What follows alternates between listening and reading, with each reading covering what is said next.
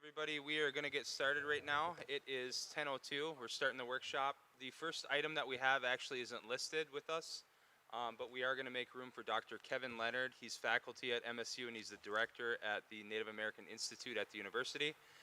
So we appreciate having you here today. Whenever you're ready to get started, go ahead.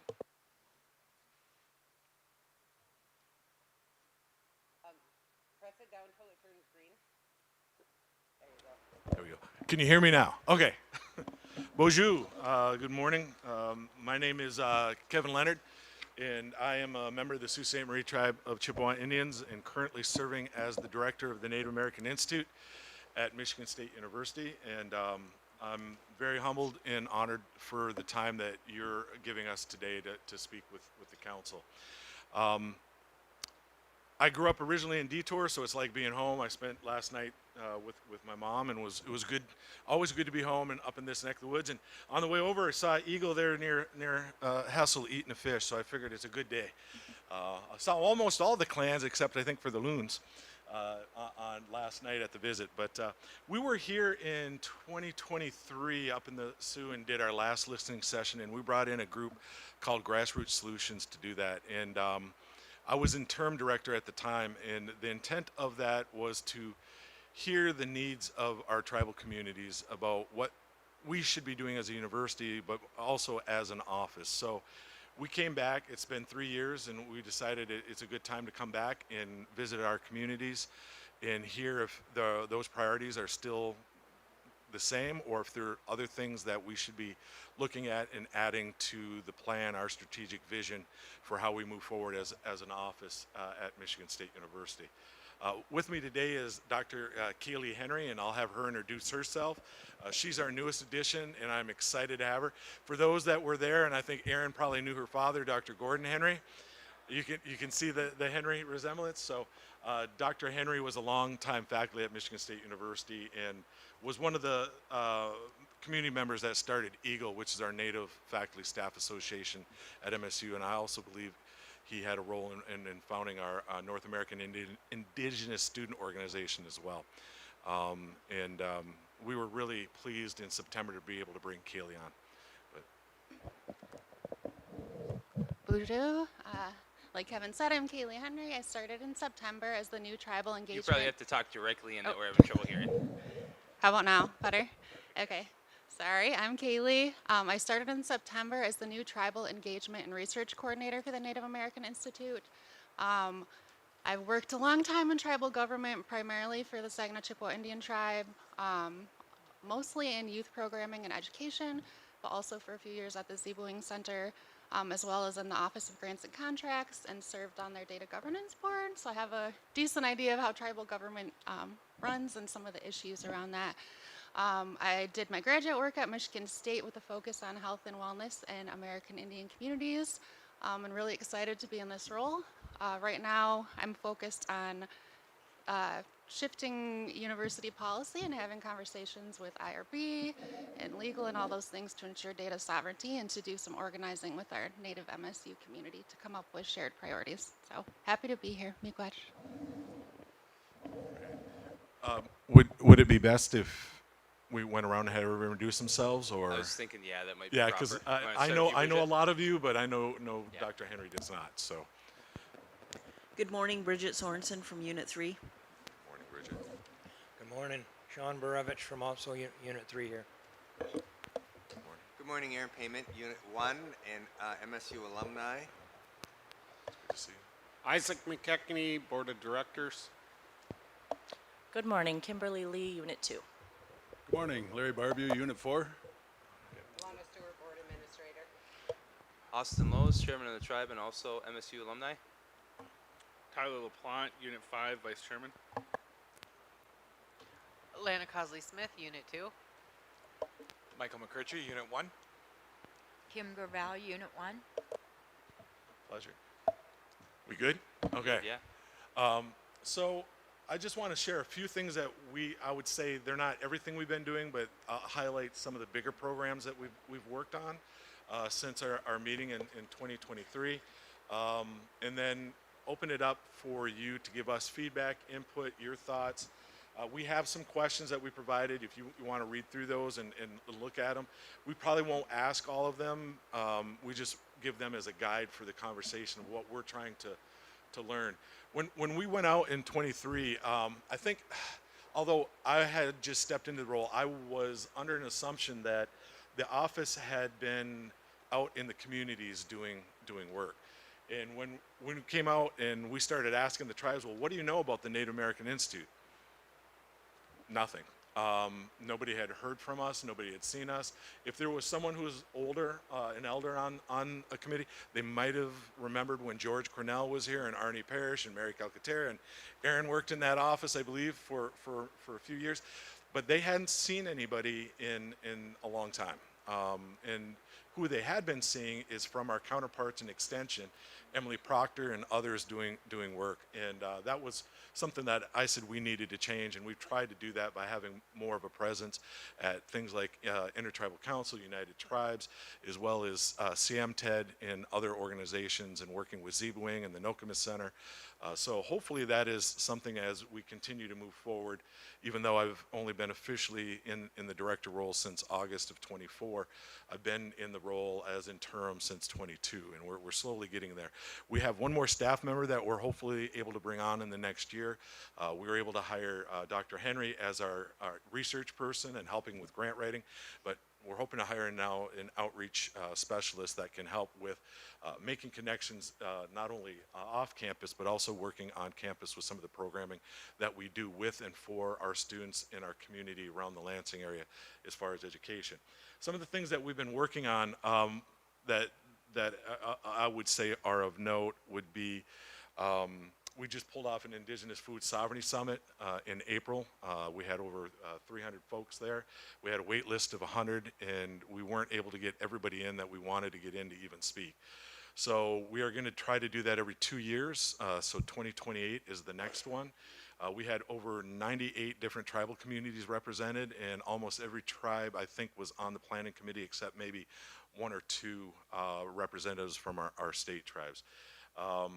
It was well received. We're still digging through all the evaluations, but so far everything was fairly positive, and we hope to continue that every 2 years. Our hope is next time is we're either at a tribal college or we're in a tribal nations community instead of always making people come to MSU or U of M, because we did it in conjunction with the University of Michigan as well in their botanical gardens there at the university. Dave Mitchner and Jeremy Mogtater were my two contacts. Jeremy is my cousin, and we've been talking about having a program like that. So that was a program that we recently pulled off. We also do a program now called NSTEAM, which is Native and Science, Technology, Engineering, Arts, and Math. And we try to bring 20 Native youth to campus each April for our science festival that goes on the entire month of April.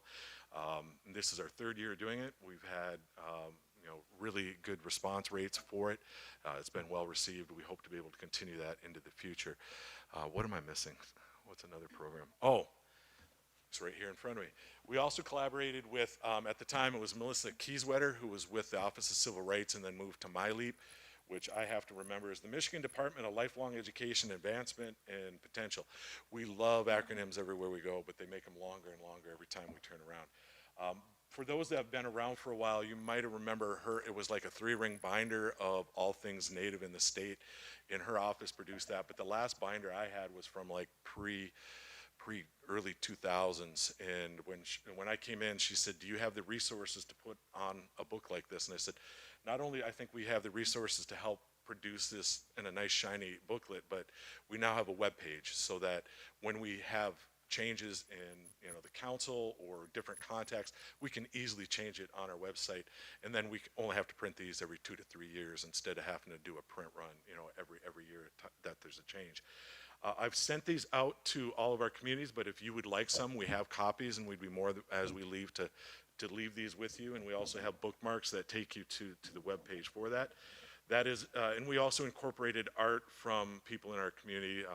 We have art from a young lady from Bay Mills who's in our medical school, and then an elder over at Grand Traverse Bay did the photography for us. And we try to do that on our web pages as well, making sure that we have representation of our community. I'm going to stop there because otherwise I will talk too much, which I have a propensity to do. I would like, though, before I go, is Dr. Henry had an idea and implemented it, and it's something that's pulling our community at Michigan, our Native community together at Michigan State to work on.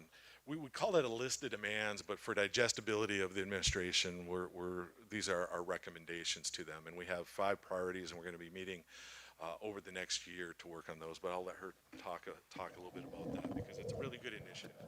Yeah, real quick, we brought together our Native MSU community in December and did a consensus workshop, which is about a 4-hour workshop to identify shared priorities. We're also using the outreach report from the previous listening sessions that Kevin did in 2023 and feedback from these sessions to inform those priorities. So hopefully by the end of spring, maybe mid-spring if we're lucky, we'll have a draft document that we can send out to all the tribes for review. And we're hoping to build out clear recommendations for the university based on those priority areas. So we'll have any feedback once we get that drafted up. And as you may have heard, we are now in search for our 7th president in 6 years, which is unfortunate for us. He was a good president. I felt like we had a really good relationship, and we brought in a good provost. I'm hoping we can keep our provost because she's been hugely supportive. Of the 8 candidates we brought, she was the only one that asked and inquired anything about sovereignty, our tribes, and what work our university was doing with our community. And I was really pleased that he selected her. But my concern is, usually when new presidents come in, they want their own provost, and I have a feeling that might be the case in the next round. But we have requested for inclusion of someone from our community, our Native community campus, be included in the search this time, which we weren't the last time. So hopefully that will be granted. With that being said, I open the floor to the council to, if you have any questions, concerns, things that you want to bring up, and we want to hear the good, the bad, all of it. You're not gonna hurt any feelings. We need to know if there's things that we're not doing, if there's things that we should be doing, if the university is failing to really honor what we have now as, we have a part of our policy. We have the land acknowledgement, and that is something that I use and I think others on campus use to hold the university accountable. Every time they want to say we don't have resources, I'm like, you've had billions of dollars that you've basically earned off the land that you've taken from our communities. I think you have the resources, so that's been beneficial to have that enacted. We also have now a smudge policy for tobacco and smudging use that you can sign the waiver so that students and stuff who want to use that, or if we're using it in ceremony, we don't always have to go through the fire marshal to get approval. We also have a multicultural center that now has a ceremonial fire pit that just our community gets to use. They have a metal top that locks over it so that nobody else can use it or abuse it. And if you're not aware, when you come down the center in the atrium area, there's a stone turtle, huge turtle, and it's not done yet. There's going to be an added top, but Jason Quigno did that for us, and he's working to finish the rest of it this summer. So we're trying to make sure that we have more than just a student presence. We're trying to have a visible presence. The students are also working with our IPF, basically our physical plant staff, to have a plaque like they have up at Northern Michigan University in our Anishinaabewan, and basically the land acknowledgement the way we want it written. So hopefully by next fall that will be ready to go. Okay, thank you, Dr. Leonard. We'll open things up for a discussion with the board. For anyone that has any questions, comments, start with Aaron. All right, so I've got a couple things. Yep. You might remember this because you were an undergrad when I worked there, but speaking of presidents, we worked hard to get an opportunity for the students to meet with the president. Yep. Peterson was the president at the time, so this is going way back. Yep. And it was during the boycott of pesticides, the Chavez boycott. Yep. And we were mortified because the students didn't tell us they were going to do this, but there was grapes on the table, and they smashed the grapes in front of the president. And I'm like, oh no, what's happening? But that was the Latino students, not the Native students. But so a couple things I think would be of benefit to tribal communities as a community service outreach function, but also as a profit maker. First of all, building strong sovereign nations. Tribes created that. Yep. It It was Laura Spur, Frank Edwigijik, Kiwagashkum, and me developed that program, and that really belongs at the Native Institute rather than MSUE. It was created under MSUE, but it really belongs under the Native Institute. So I would suggest moving that over, continuing to collaborate with MSUE, obviously. Also for MSUE, they provide citizen planner type training for new legislators. And it would be beneficial if we could get on that agenda. Every time there's new legislators in Michigan, there's a training scheduled to explain about MSUE, about agriculture, outreach from Michigan State. But if we could become part of that, even if it's just an hour training on tribal government and sovereignty for these new legislators coming in, one of the main issues is to understand the tuition waiver. Because it comes under threat because legislators just don't understand what it is. So if we could get an hour training during the MSUE training for new legislators, usually in January, right after each 2-year election cycle. So that would be helpful. The other thing that I would like to see is tribes spend a lot of money in premium on data collection, and we usually do like RFPs, we do get consultants, and then also when we have federal grants and contracts, we have to do an assessment or evaluation at the end of it. We pay premium, tribes pay premium for that. MSUE could do that, or not MSUE, Native Institute, sorry. They could do that and be more attuned to what tribes' needs are, so that the assessments are more indigenous informed. So that would be helpful. That would be a moneymaker. The Sioux tribe led in creating a tribal census.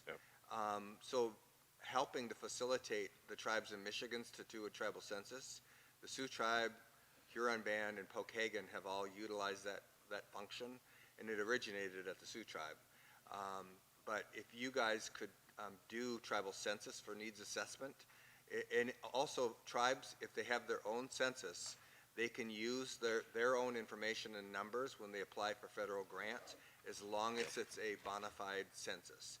So there's an opportunity as well. And then finally, we're not moving very quickly for tribes to create tribal IRBs. We have something like that, but it's not a board designated IRB.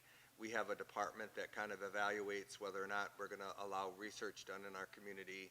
I think it still comes to the board for a vote, but some tribes are small and they don't have the resources to create their own IRB, but some tribes have coalesced under a central university, under a university, I shouldn't have said a central university. And so housing an intertribal IRB would be helpful too. So those are the things I can think of off the top of my head. Ongoing support for the Nokomis Learning Center. As you know, that was created.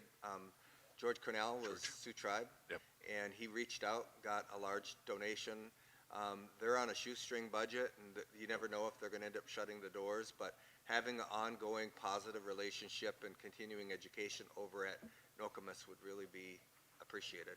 We have a large number of tribal members that live within, say, a 70-mile radius of Lansing. In fact, we have 7,000 tribal members that live there. That's greater than any unit back home. So being a home away from home would be really helpful. Then finally, we are going to be in Lansing for our meeting July 20. You know what? July 20th at 5:30. July Yeah. 20th at 5:30. So we're also going to be having our community event at the Kellogg Center, which is part of MSU. So that's something to be really excited about. We're excited. We're That's it. excited to host you. Yeah, I'm looking forward to it. You all done, Aaron? Okay, Isaac. Thank you. Thank you, Dr. Payman. I appreciate that. Hey, Kevin, I just want to take a moment to thank you. I mean, you helped my daughter through Michigan State, and she really appreciated everything you did for her. Also, my stepson's going to be doing his second year of Indian Law School at Michigan State, so I'm going to give you his number so you can reach out to him. I think he'd enjoy it, but thank you. Miigwech, it was my pleasure. You know how I feel about Tess. I mean, she was one of our superstar students and still is an amazing individual. But yeah, anything we can do to help our students that are down there. I know Jessica has a nephew down there, and I've tried to work with him. I'm going to try to work with others. So just let us know. And that's something we're trying to be as a center point for all things Native related, so that if you're not sure who to reach out to, you always have our office to reach out to. And I have cards if you don't have my contact information, and it's actually actually my cell phone and my email. And we have an office phone, but I'm not in the office enough to ever worry about it. So that way you have a direct access to me at any time. And I encourage you to use that. If there's things that you're seeing, or if there's a student having an emergency on campus, we need to know. The sooner we know, the quicker we're able to help them. But miigwech. Okay, anyone else? Okay, anything else to provide us, Dr. Leonard? We're helping host with Intertribal Council the Youth Summit on the June 17th and 18th. We're excited to have them on campus as well. We're excited to have you guys come down in July if there's any other things that we can do. Just to comment, we do have a really good relationship with NOCOMIS. That was something that I also realized we needed to do that didn't exist.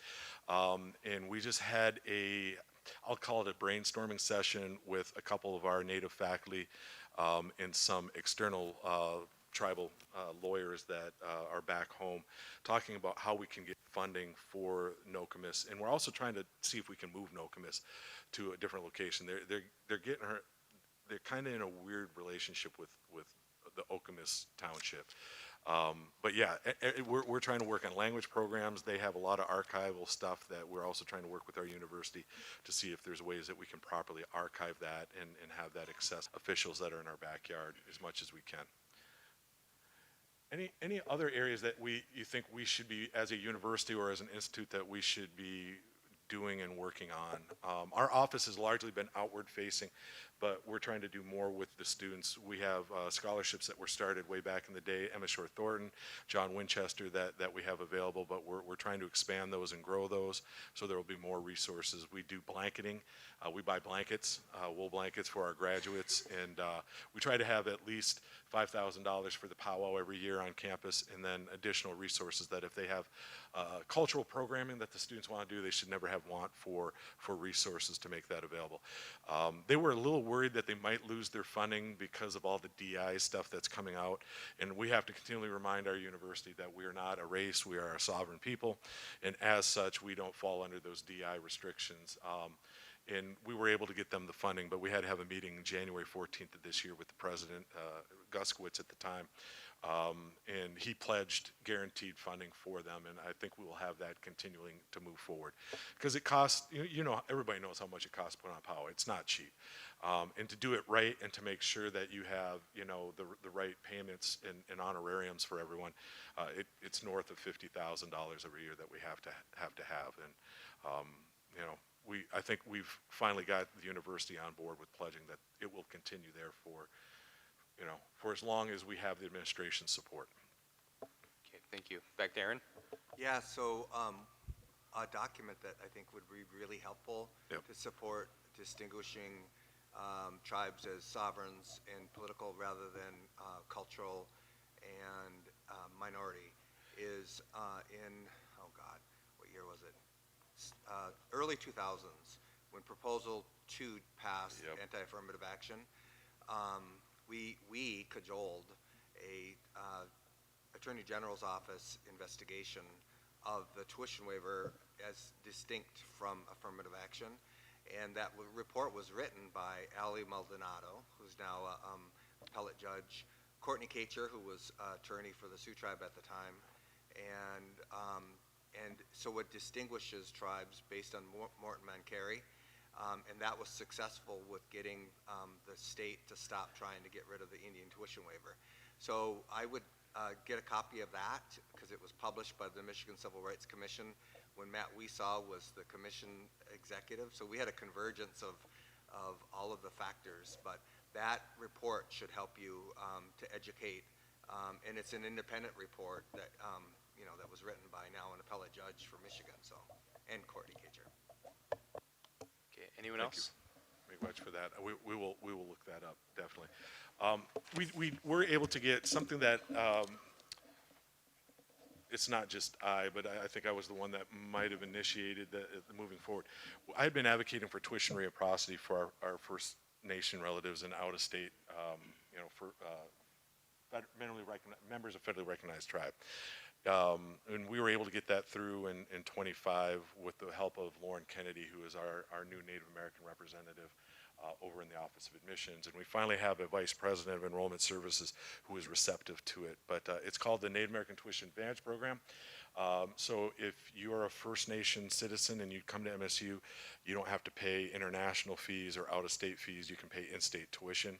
And the same goes. So if we have a Sioux Tribe member that lives in California or somewhere else, they can come back home to Michigan and not have to worry about, residency. They will be given in-state tuition through NATAP.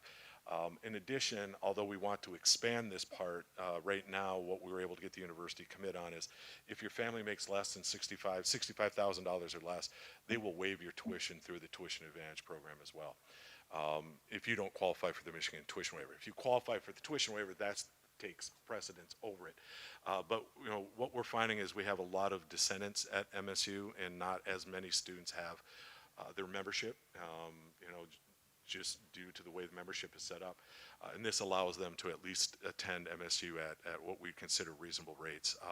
I don't know if those of you know the Elliott family. Guy Wade and Elliott was a close friend of mine, and his two twins came, and that was the impetus for it. He's like, the Jay Treaty, and he was talking things so fast. I'm like, you're right, we need to have something like that. And it was about 3 provosts ago, they were able to do that, and now we have it as policy for any student, not just by a student basis.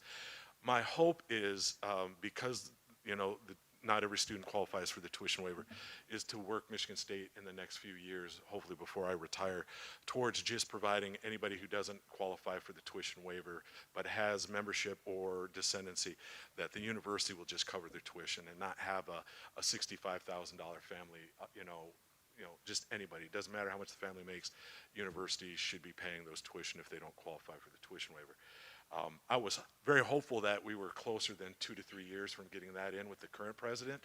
Now that we're going to have a new president, I don't know where we'll be at, but that's our hope. Okay.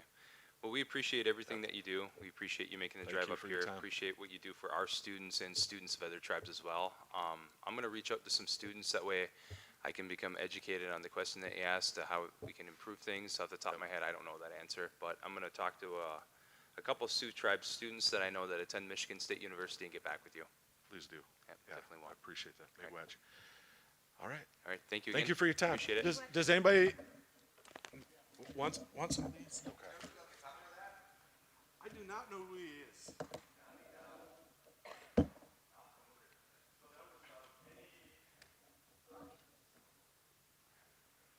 All right, so we'll take a 5-minute recess, and then we'll get to the next item, which is on the agenda, which is a closed workshop with the Enterprise Authority.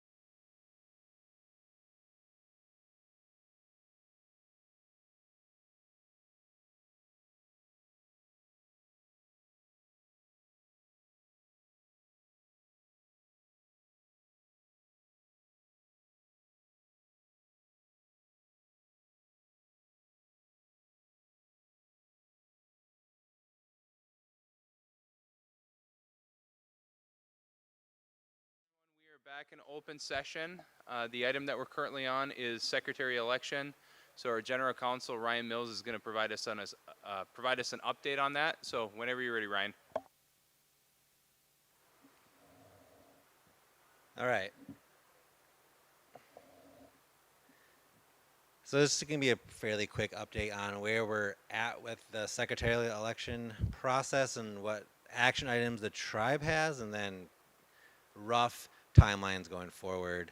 The first action item, probably the most important, is the tribe has to designate at least 2 tribal members. They don't have to be team members, but they do have to be tribal members to be on the secretarial election board. So it's a combination of BIA employees and tribal citizens. I spoke with the BIA regional office just a few minutes before this workshop on several other items. This was one of them, and they recommend, because of our size of our tribe and our size of our voting populace, that we should name 5 people to that board. That is entirely up to the tribe who they want to name. We can do it multiple ways, so I want to kind of get some feedback from the board if you all have a preference. We can delegate, we can do a resolution next meeting that delegates to the chair the authority to appoint 5 individuals. We could do a resolution that names 5 individuals if we know who they want to be. We can do like a 2-week kind of solicitation on our website asking for interest of our citizens who might want to be on that, and then appoint them through our similar process that we use for committee appointments. There's probably other ways, but those 3 seem to be reasonable ways to maybe go about this.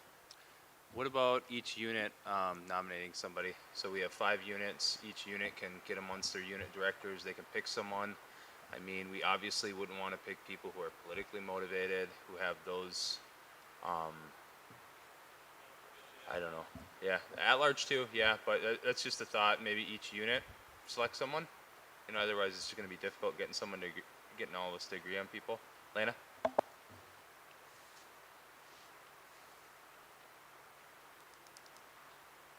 Yeah, I wouldn't really think that's a bad idea, except the politically motivated part, because that's up for interpretation. Who Aaron thinks is politically motivated, I might not think is politically motivated. So I think we would have a hard discussion on that. So what I would recommend, because I remember when we had to do this before, and I can remember who was the people on the seats as well. But having to do 5, I think, in my personal opinion, the fairest would be soliciting people for a 2-week period.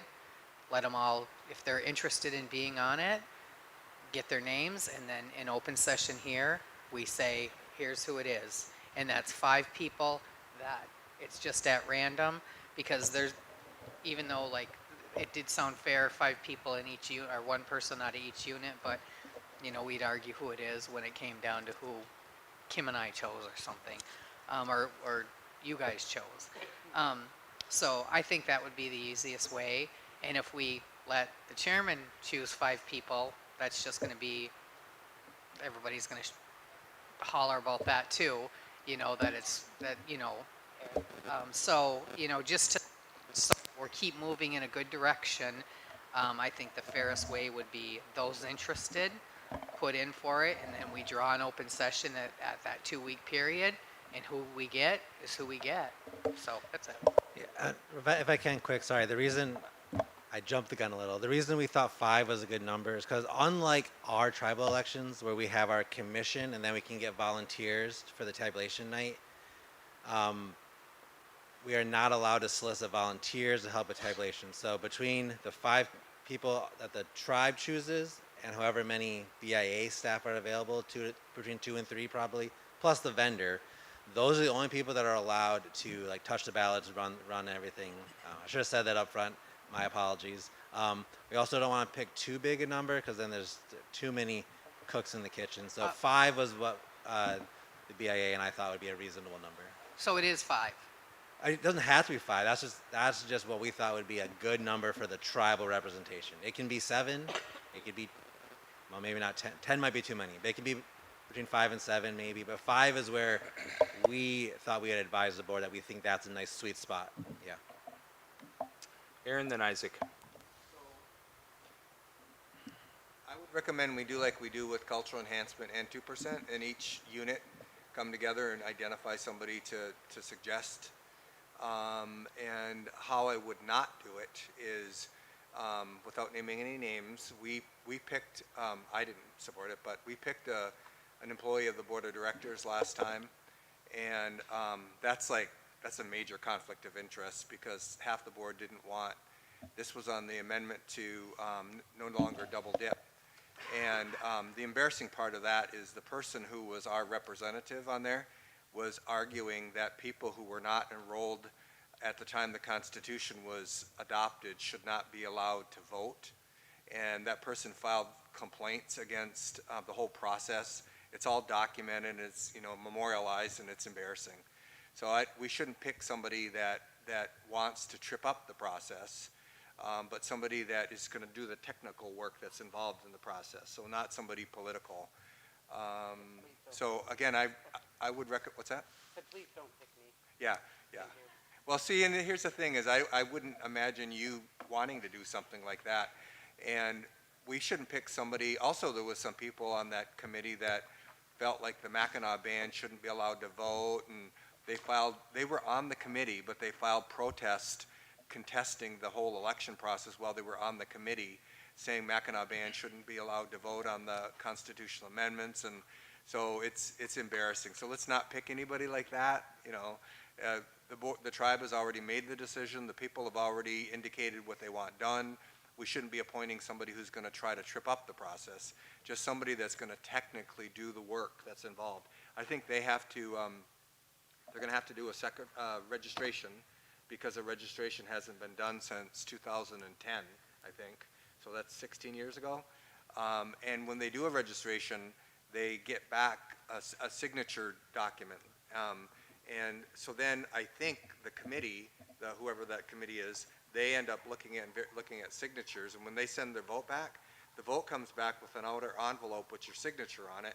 And then the actual ballot comes in. It's not connected to the outer envelope, but they verify signatures. So it's got to be someone that's not going to cast a negative light on the process. So we shouldn't pick somebody closely affiliated with us, because it'll make it look like we were giving that direction. So, yeah. And if you haven't figured out who I'm talking about based on those clues. I have Isaac, Tyler, then Lana.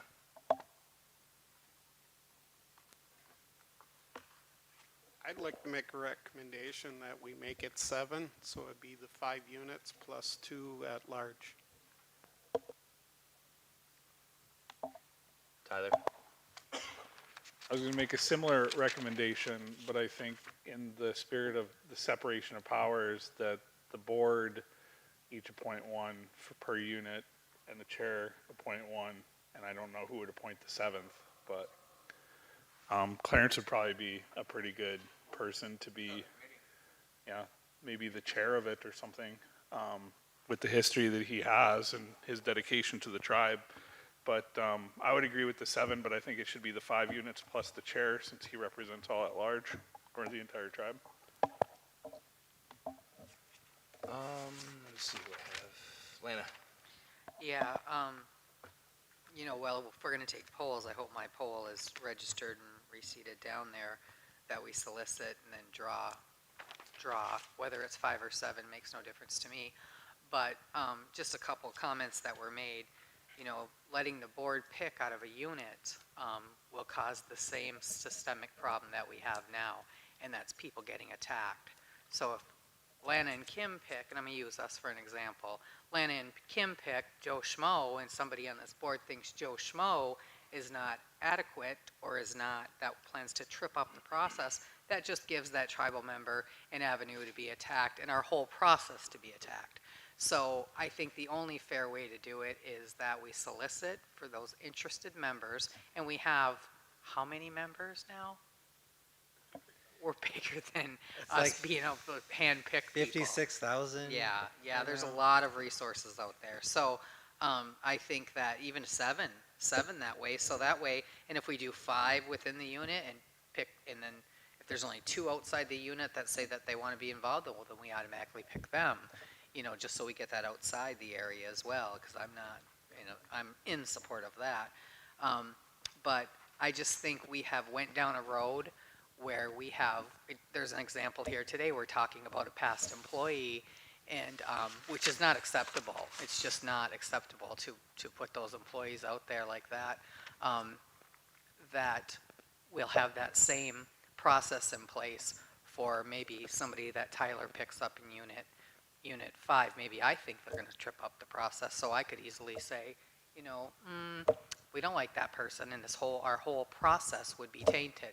So it wouldn't be fair, and I hope we do a poll on letting people inquire and say that they're interested, and then we come in here, we draw the paper right out of the hat or whatever we want to do, and if it's 7, we can take 2 of the outside people, so that's right off the top, and then 5 inside the area.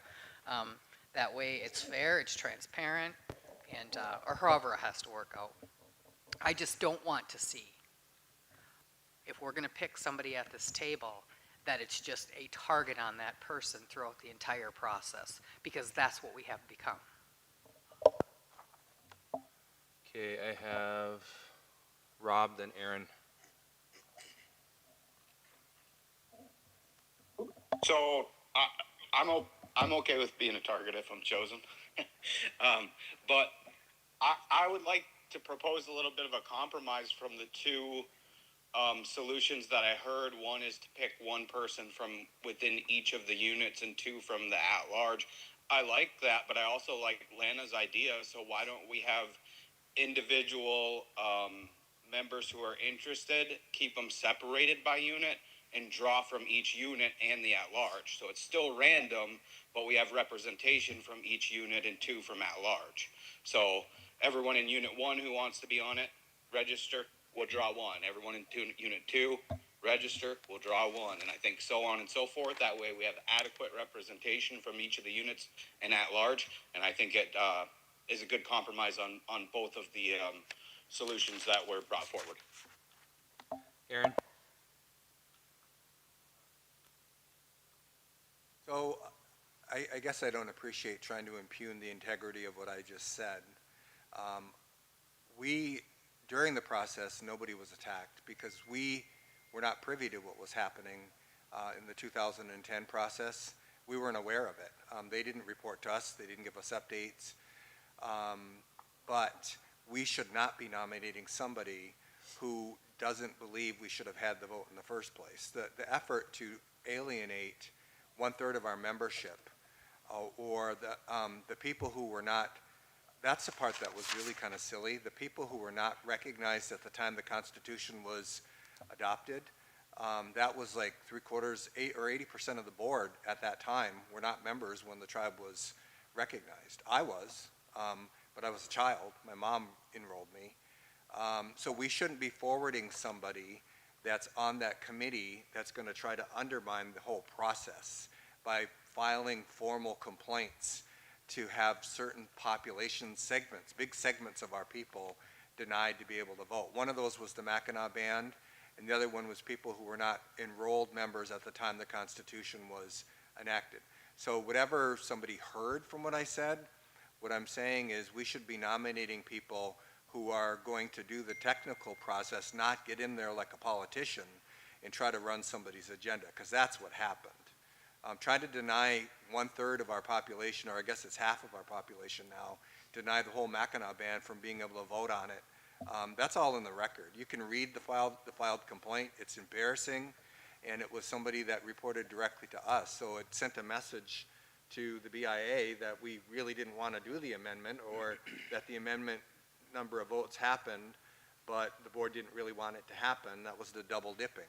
So, so whoever we appoint should not be running in there to do individual board members' agendas, or also be trying to undo the vote that, a unanimous vote. So I kind of think we're past that now, and the very clear landslide support from the membership. So let's not nominate somebody who's going to get on there and try to undermine the process. because that's embarrassing. That's embarrassing to our tribe as a nation. And again, all of that's documented in the BIA record. Okay, I have Lana, and at the end of this conversation, I'm going to poll you guys to see how you guys want to select these individuals. So Lana, then Mike. Yeah, I just want to agree with Rob, and I appreciate his compromise and that recommendation, and I would actually support that way that he brought up too. So just my simple one can be off, and in place of Rob's, us figure out who in each unit want to get on it, and then draw out a hat. So let me repeat Rob's option. That way we make sure we're all on the same page. So Rob, you're proposing that every individual from every unit that wants to volunteer to be part of this project, their name gets placed in a hat for their unit, and then we draw one name for each unit, and then that's who we select. Is that correct? Yes, as well as two at large. Yep, correct. Okay. All right, I'll get that down. Mike. I agree with that process too, and I think it should be noted too is like no matter who gets appointed to this, it's very well possible that they could do things that Director Payment said. No matter who we appoint, we could all agree on somebody in Unit 1. We could appoint that person, and then they could turn around and make a complaint. They could do all that because that's their rights as an individual, and it might not be what we intended to do, but that person might do it anyway. So that can happen no matter what. So drawing out of the hats, I think we might get somebody that is negative to it, and that's okay because then they're going to be part of the process, and they're going to see that it's a legit process, and that's how the people vote. So whether they like it or not, they're going to be part of that process, and to me, that's always helped open eyes. Is when you invite people into the process and they see it, they can't complain that it's a corrupt process if they were right there witnessing it and all being part of it. So I welcome that. I'll vote for that. Okay. Kim, if I can interject real quick before I call on you. So anytime that we nominate anyone on committees, there's always a process to remove those individuals. Like if they turn out to be bad actors, like if they stop showing up, I think like on any of the elder sub committees, like if you miss 3 consecutive meetings, you're off. Like there's parameters. So will there be oversight from professional staff just to make sure that like games aren't being played? And when I say games, I mean like people getting on there to potentially be disruptive, you know, leak documents, stuff like that. Is there going to be a mechanism if something like that happens? I haven't talked. Yeah, that's a good question. I haven't talked about that explicitly with the BIA. There is behind the scenes stuff that both staff from the bureau that are not on the election board will have to help with, and staff, including probably legal staff, that we'll have to help with even if we're not on the board. So between those two, both the federal government and our internal legal team and IT team that has to help with this, yeah, we'll just have that oversight kind of built in. And of course, if we saw something from legal, we would flag it. Yeah. Okay. Kim? Are they just going to say I'm interested in being on the committee, or are we going to have them write a paragraph kind of like, this is why I would like to do this? We can have it similar to where, so I don't know if every committee does this, but a lot of times we have to explain our interest for why we want to get on enrollment committee. Like a little letter of right? intent. Letter of intent. So yeah, we can use a similar process so they can explain a little bit about themselves, why they want to be on the board. When we get the notice together, we'll also make it very clear, like these people, if they get appointed, they're going to be expected to be at a certain amount of meetings. And some of the meetings might be able to be electronically, but a lot of them are going to have to be probably here, or not here, but in Sault Ste. Marie.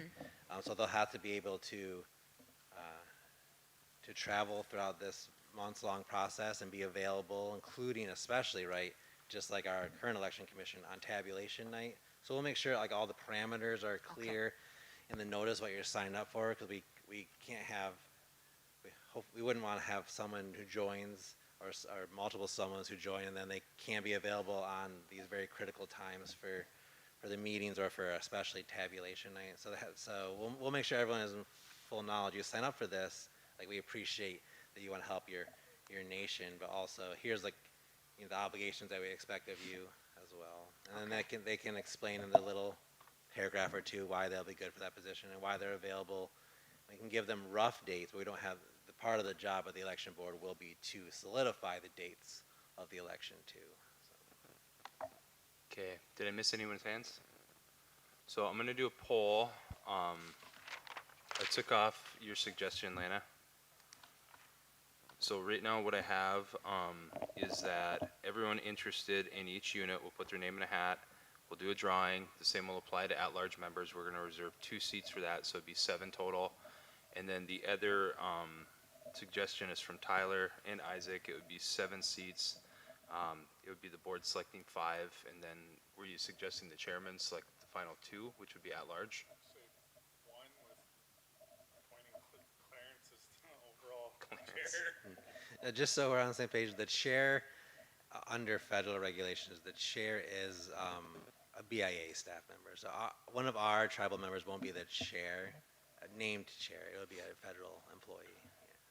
Okay, so who would nominate the last person and the 7th person? Okay. All right, so 2 options, guys. Option number 1 is the one that Rob recommended. It will be everyone interested in volunteering to be part of this project from each unit will put their name in a hat. We'll do a drawing. There'll also be a drawing for 2 individuals that are at large. Option 2 will be we will allow the units to select 1 individual from within their unit, and then the chairman would select the final 2, which would be at large. So just 2 options. When Lana roll calls it, you can just say option 1 or option 2. So any questions about either option before we poll? Okay, roll call please. Okay. Tyler. 2. Sean. Kim Gravel. Lana. 1. Isaac. Larry. 1. Kim Lee. Rob. I need clarification. Was mine 1? Yes. Yours was 1, yep. Okay, 1. Okay. Aaron. Michael. 1. Bridget. 1. Kimberly Hampton. 1. Ones have it. Okay, ones have it. So I assume that we're going to have to do some sort of posting, maybe on our website or our social media page, figure out what we want people to include, whether it's a couple paragraphs or a paragraph about why they're interested, if we're going to do letters of recommendation like we do with the other committees. So Ryan, can you work with the administration on that and get it set up? I have a question. Okay. What Aaron. happens if randomly we select all Unit 1 and they're all employees of the tribe? It won't happen. We're doing a separate drawing for each unit. All Unit 1 registrants in a hat, pull from that. All Unit 2 in a hat. Okay.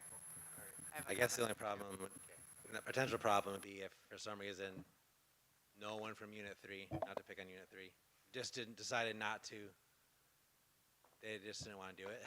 So we don't have anyone from a unit, and we might have to draw a double unit. Okay. Lana? Just when we do have this process unfold, if you could, because not everybody has Facebook, not everybody can get on the website. If we could just, whatever notice that we put out, that we also send those to like the health clinics, Newberry, Detour, and Hessel. I find it really good that when it's sitting at the elders' tables or posted on the door or posted in back when they pick up their medicine, they see those things. So sometimes they say we haven't seen it because they don't have some. Gotcha. Yeah, we can post. We'll post on the website.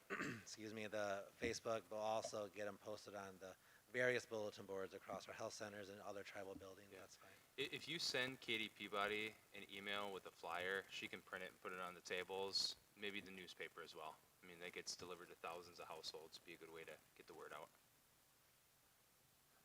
Yeah, we might, well, yeah. We have time to get it in this next newspaper as well. Okay, very good. Anything else to go over, Ryan? Just I'll go over some of the other processes. That's the big action item. But just so you all and so our members who are listening know the next steps. So after the Marquette meeting, that gave us 30 days to transmit the documents to the BIA. We do have to give them a hard copy. So by June 18th, I believe is the deadline, or June 19th, but that's a federal holiday. So by June 18th, we'll mail them the copy of the resolution, a hard copy of the proposed amendments. They already have electronic versions, but we'll get them hard copy that they need. They'll also need a thumb drive that has electronic versions of our our voter list. There's about 39,000 members who are 18 and over, so they'll have that in like Excel format. So they can, once they have those three things, that starts the timeline for like the 90-day window to get everything scheduled for the election. So by June 18th, we'll have all those things mailed.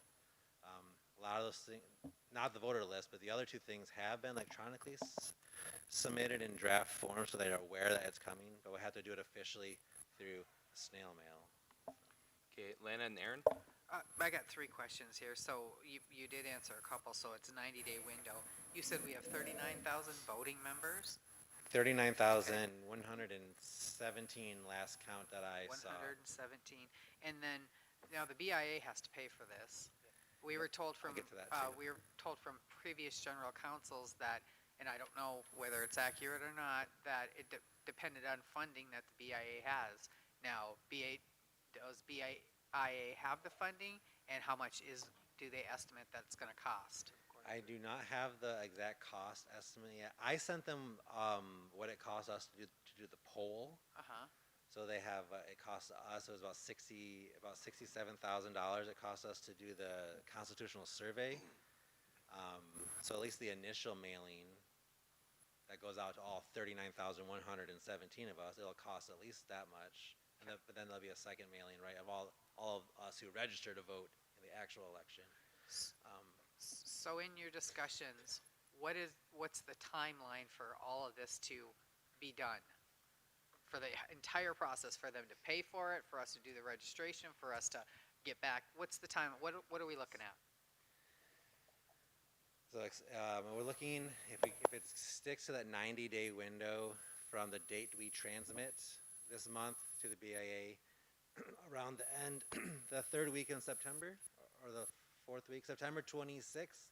For us to look at the vote? Will be like the tabulation night. Now it could, there is room in there in the CFRs for up to 120 days if there's extenuating circumstances. So if something, like maybe the BIA didn't get the funding to us timely, there is some wiggle room. But so between that 90 days, ending around the September 26th, up to the 120 days, so add another 30 days to that. So the end of August. Okay. So September or August will be our election, unless something, I don't know, catastrophic happens that I can't even think of. Those are the windows that we're looking at. So this fall, end of summer, early fall, we'll be having our election.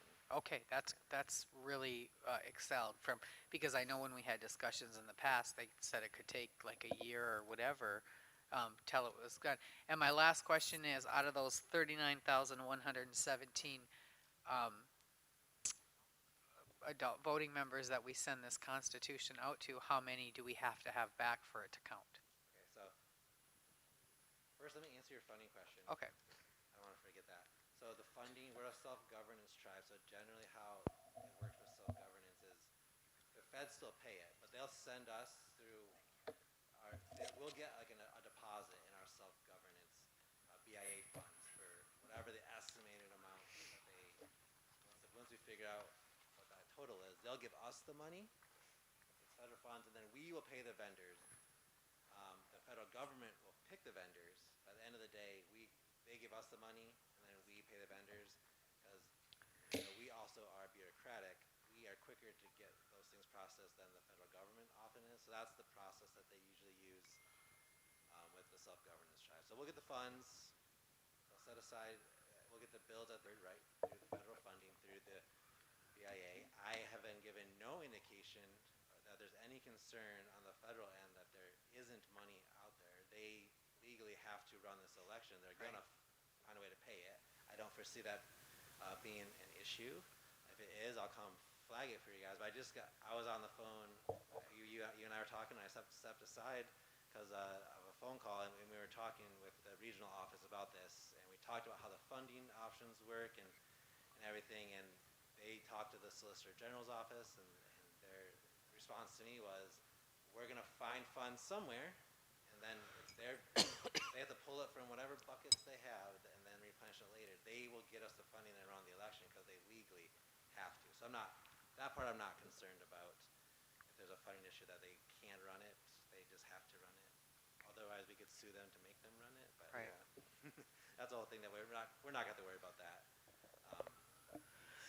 Then, because you asked about Atlanta, we'll talk about some of the process with the timeline. So once the election board is established, they'll set out, just like our election commission does now, they'll set out a timeline that will say on this date, we are mailing 39,117 registrations to everyone who's 18 and over as of this date, the September or August, or September date. September, October, I should have said it. I said it backwards earlier, didn't I? September, October, my apologies. So that the initial mailing will be that 39,000 and change. Then there will be a date that we all have to return our registration. I'm not sure what that date will be. That's established by the election board. On that date, whoever has returned that registration, those are the voters who are registered to vote in the secretarial election. The BIA is going to budget for probably about 10. They estimate we'll probably get about 10,000. Based on other elections they've run, we will get like 10,000 of us who actually return ballots, which probably is close because we got about 7,000 right for the survey. So not all 39,000 of us are going to register. Say 10,000 register. Then those 10,000 voters, late summer, early fall, are going to get mailed the actual ballot. Yes or no, you want these changes? And then they'll have a tabulation night. They'll have all those returned in the mail. And on that night, we tabulate it up. And so 30% of those 10,000, as long as 30% Of the them registered return voters. ballots, then the majority wins. So if we get 3,000. Is that right? 3,000?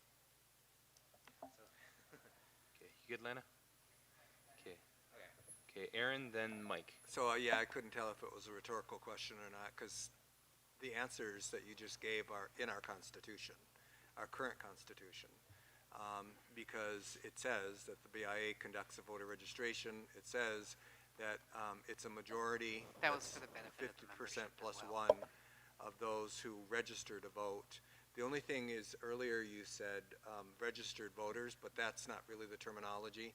It's citizens of the tribe, enrolled adult members of the tribe. We have to give them a list of those. Now, it happens to be synonymous. I think it's synonymous unless it's not, if it's updated regularly when people turn 18 that live at large, or if we're using a previous election list, that's not the correct list. It's all adult members of the tribe. Yeah, it's being updated as we add members to our rolls with open enrollment. So you're correct, Aaron. So yeah, I call it registered voters because we automatically register them for our elections. But yes, every citizen who's 18 and over is counted in that 39,000 and change number. They're sent the registration for the secretarial election. Okay. Then once they register, then they become registered voters for that specific election. And one of the arguments for not doing anything at all was that we didn't have enough people indicate an interest in doing something, or either no branch, or one branch, two branch, or three branch. And Austin said it repeatedly that the people who polled is more than vote in our chair elections. The last time we did a secretarial election, we had 16,000 people register. We had a lot less people at the time, so it was proportionally. I think we had 28,000. No, that's not true. We had about 40-some thousand. 16,000 did take the time to register. But the people who matter in the secretarial election are the people who take the time to register. We might have 39,000 people, but if, like you said, if only 10,000 people take the time to register, it's going to only take 5,001 votes to enact it. You have to have 30% of the people have to vote, and then you have to have 50% plus one have to vote in the affirmative to amend the Constitution. So just most of that is in the Constitution, our existing Constitution, it already says that. But also the federal government is required to conduct this election until after this election. If it passes, then we take the secretary out. Then we will be responsible for covering any amendments to the Constitution thereafter. The federal government won't be on the hook for that. So, yeah, thanks. Mike?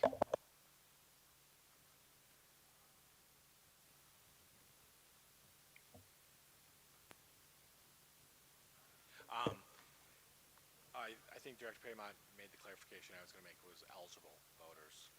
You were saying voter lists, so I wanted to make sure that it's people eligible to vote. That's how the BIA is going to do it. And secondly, we're going to have to do an education process for our members, letting them know that if they're currently registered, that has absolutely no bearing on this. There's going to be a completely separate BIA election, and they're going to be, they're going to all have to re-register. People inside the unit, people at large, everybody is going to have to register to vote in this constitutional amendment. So we'll have to make sure that we do a nice push on that, and anybody who's eligible at whatever date they pick. So We already have our new PR manager teed up. He has an article that him and I are working on for the newspaper. He also has a bunch of like short form content for our social medias.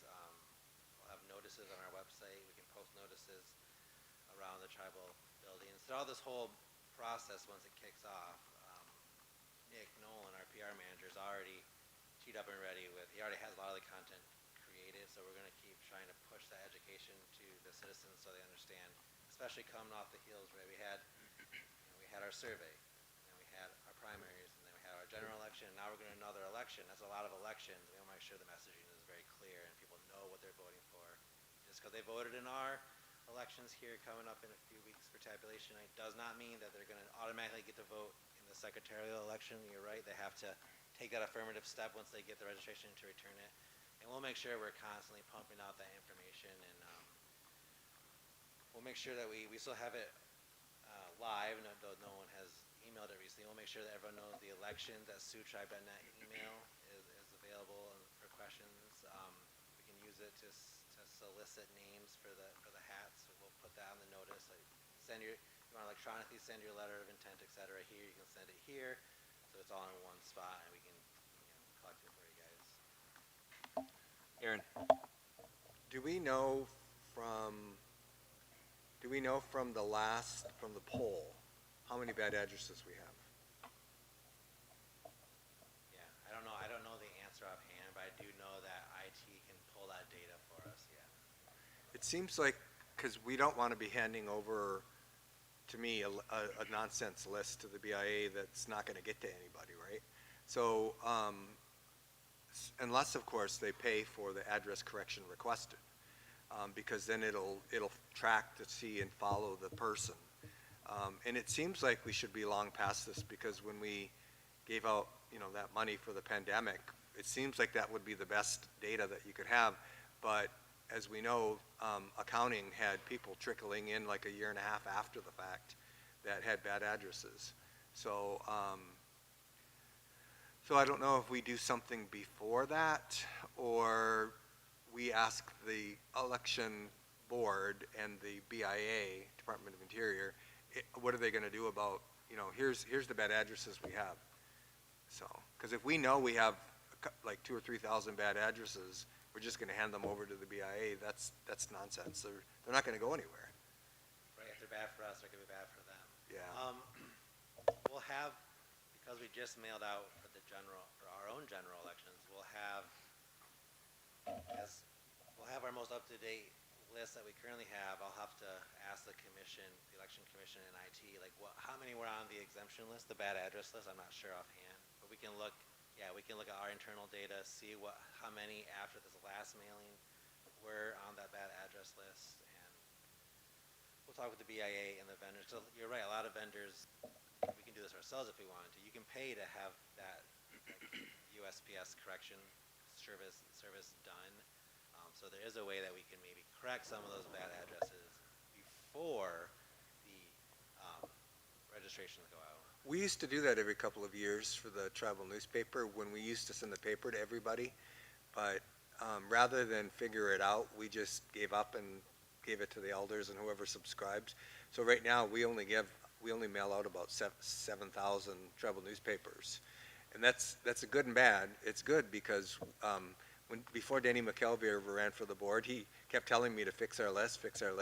Then he came over because he was a post worker, and he gave me a stack of like, I don't, the post office box is like 20 boxes full of newspapers that were just thrown in the garbage every month because we didn't do an address correction request, but we did figure out how to do that. We were doing that for a while until we stopped giving the paper to every member. So now, you know, we've got 39,000 tribal members. Probably that would break down to about 32 households, and we only have 7,000 people getting the newspaper. But that would be the way to do it, like in the next issue of the paper, to do an address correction requested. You pay for the additional amount, and it only costs you if somebody has a bad address, because then they use all the resources they can to find that correct address. And if we did that one cycle, that might give us at least a correction, and we wouldn't be handing over thousands of bad addresses. Okay, anyone else? Anything else to go over, Ryan? No, I think those are all the highlights I wanted to flag for you guys. Okay, I appreciate it. All right, let's take a couple-minute break, and then we'll move into the last item that we have on today's agenda, which is agenda review. It shouldn't take terribly long. After that, we'll have a recess until 5 o'clock.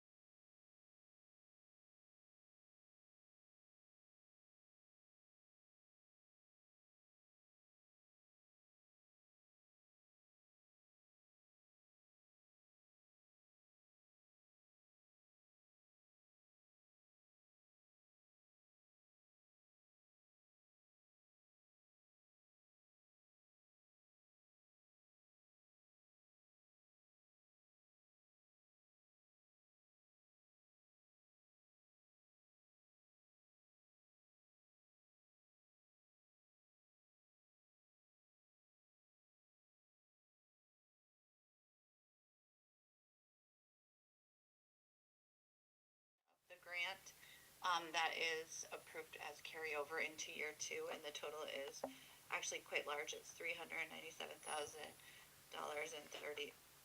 $397,033 is what they transferred over. Okay.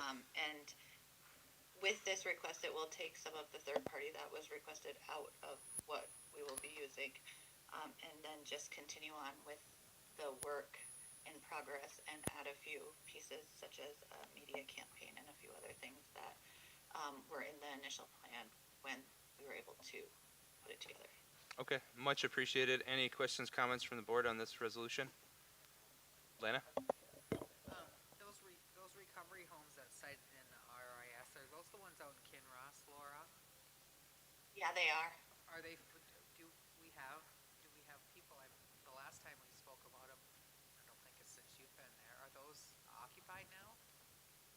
They are occupied, 2 full houses, and we have another, so they're filled with male individuals, and we are in the process of deciding that if we don't have any female applicants, we'll fill it with males again. So, yes, That's good news. we're doing really well with our homes. Yeah, I think before you, there was nobody there. We were having a hard time filling them, so I seen that on there and I was happy. Okay, thank you. Anyone else? Yeah, we actually filled all of our positions in the grant too, so we're doing well. Okay, thanks, Laura. Appreciate it. I'm not sure if you're going to be presenting on this one, Laura, but the next one is from the Health Division as well. It is titled Authorization to Seek Financing for the Sault Ste. Marie Health Center Annex and Expansion Project. Maybe you, Annie? That's Annie. Yes, it is me. Thank you. Annie Thiebert, Project Manager at the Health Division. This resolution will allow the Health Division to explore financial options to support the expansion and renovation project. Okay, and this is obviously in reference to the 30,000 square foot annex that's going to be built on the Health Center campus in Sault Ste. Marie. Any questions, Yes, it comments is. on this? Going once, going twice. Okay, thank you, Annie. Appreciate it. The next resolution that we'll cover is titled Approving A&E Contractor Selection Sioux Tribe Health Division Extension Property. That is me as well. This is Annie Thiebert again. This is a contract that will provide architect and engineering services at the new recently purchased Roy property to start the phase 1 construction. This is COVID funds. It has been legally approved, and the contract has also been reviewed by legal. Okay, thank you so much. Any questions or comments on this one?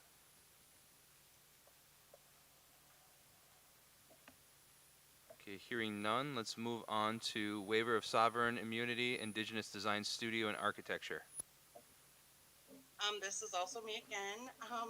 This needs a partial waiver to approve the architect and engineering firm, IDS plus A, to produce the architect and engineering design for the 30,000 square foot addition and the renovated space here at the Sioux Health Center. Okay, thank you. Does the legal department have any issues with the limited waiver?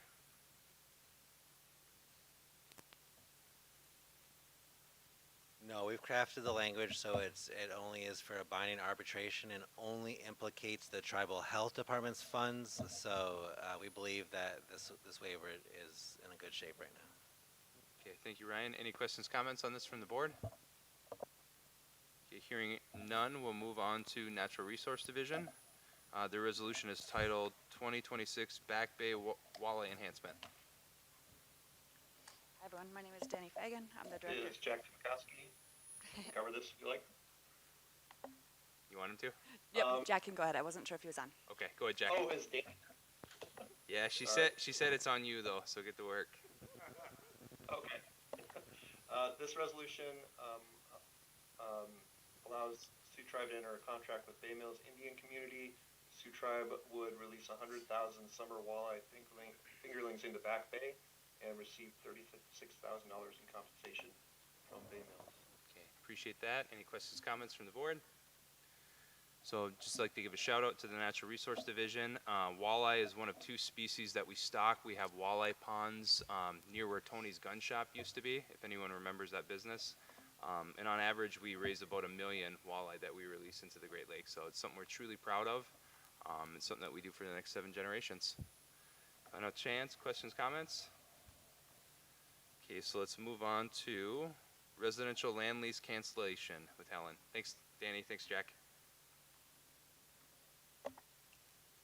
Ani, Helen Wilkins, Director of Commercial Real Estate for Sioux Tribe. This is requesting a residential land lease cancellation for Michelle Lackey and John Lackey. This property never did turn over to them. They declined the sale after all items were completed. So for the BIA, we do need to remove it from their names so the next people can purchase the home. Thank you, Helen. Any questions, comments? Hearing none, let's move on to your next resolution. Helen, that's for Josh Captain and Amanda Smith. Correct. So this family has requested a residential land lease for the same property we just did. They are looking to purchase the home, and in order to do that, need to have a land lease to get a mortgage.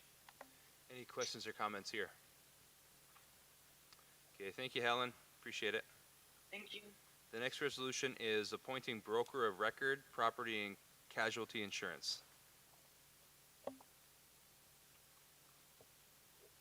Hi, Doug Goodrow, Risk Management Director. It's too nice to be in this room today. It's really nice out. Anyway, this resolution is to approve a broker record agreement with Mahoney Group. We went through the RFP process in January, completed that in March, and they were chosen. It was budgeted for, and it's for 3 years. Thank you. Any questions, comments? Okay, thank you, Doug. Appreciate it. Let's move on to amending resolution 2024-137. Maria, are you online? Yes, I am. So, all homes that were eligible for the Unit 2 home rehab program were all served, and the list is exhausted. We were able to complete 11 projects, 9 major rehabs, 1 roof, 1 bathroom remodel and insulation, and there remains approximately $48,000 in ARPA funds, and they must be spent by December 31st. So we're requesting to amend the resolution to include homes owned by Sioux Tribe Housing, and then this will allow the funds to be used to complete some additional utility authority projects on the housing sites. And legal did prepare this resolution, so they approved everything. Okay, thank you, Maria. Aaron? So, Maria, if you remember,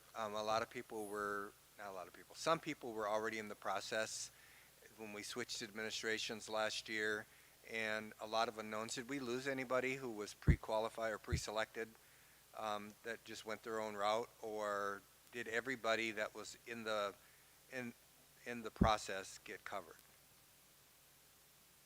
So everyone that had application in for Unit 2 were served with the ARPA funds. So that really helped us out, because then we were able to free up HIP ARPA funds and then our own Nahasda HRP funds. And we went through quite a few projects. We're finishing up the numbers. We have a lot of, we were able, that waiting list used to be 4 pages and now we're down to 1. And the So and the people who get the work done have to own the property, right? yes, they have to own their home. And it, just for the benefit of everybody, the reason for that is because there was a time when landlords would use eligible tenants and then get their house fixed up and then evict the tenant. So that's about 20 years ago, though. But so the person who gets the home done has to actually own the property for our home improvement program. Yes. All right, thank you. Okay, thanks, Aaron. Anyone else? Okay, thanks, Maria. Appreciate it. Thank you. The next resolution is Transportation Award Payne and Dolan of Michigan as general contractor for Casino Ring Road project.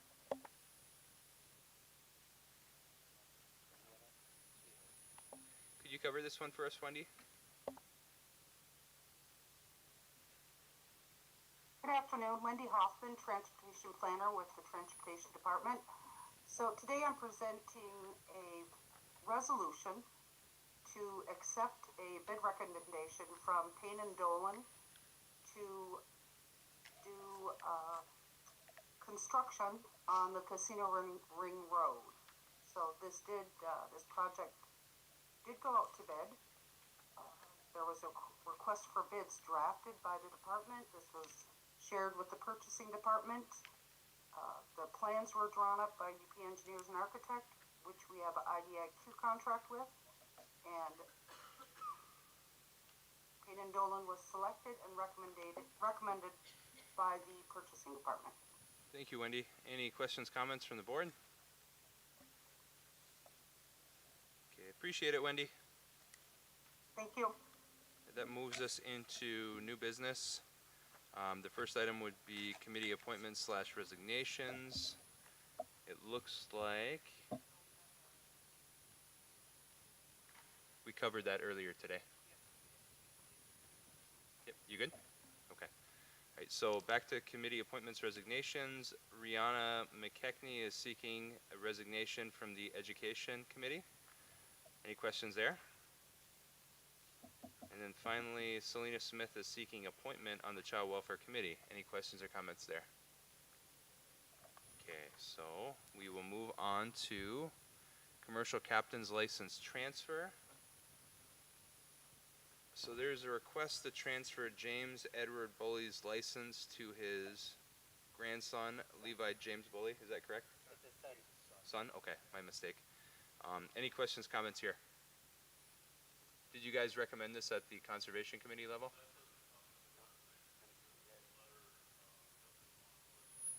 Okay. Okay. Any questions or comments here? Okay, that concludes all the items on our agenda for this evening. Does anyone want to cover agenda review? Or not agenda review, but board concerns? Does anyone have any? Aaron? Well, it was. I mean, I've submitted it a couple times, but so without getting into any detail,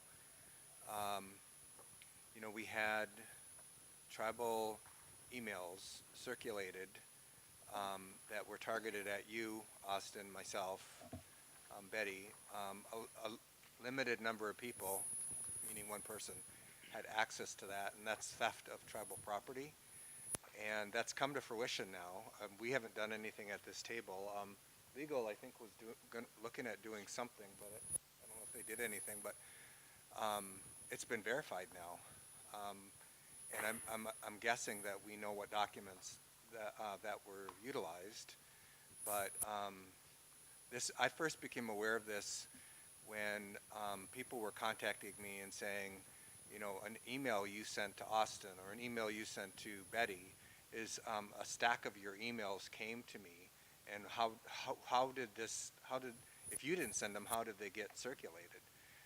And if you all recall, when I resigned, one person was designated access to those emails, and they were circulating. And so I brought it up at least twice during membership issues, and I guess I'm wondering if something's going to be done about it, because those are proprietary, they are confidential, they're property of the tribe, and it's clearly theft of tribal property. Every time that I've left office, law enforcement's been present to monitor anything that I've done. I've invited them in because I didn't want anybody to make up any allegations after I left. But so, and you know very well that somebody got in trouble for this and red-handed. Hey, Aaron, let's talk about this in closed. Does anyone else have any other board concerns other than this one? Okay, so if you guys don't mind, we'll go into close real quick.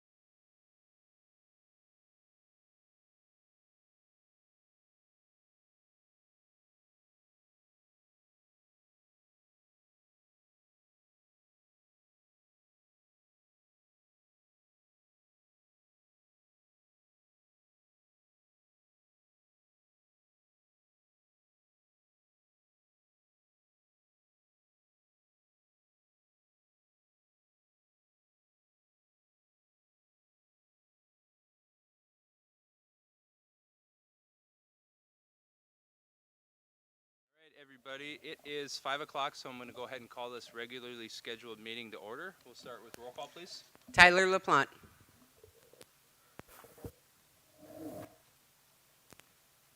Here. Sean Borowitz. Here. Kimberly Gravel. Here. Lana Cosley Smith. Isaac McKechnie. Larry Barbew. Kimberly Lee. Here. Rob McGrory.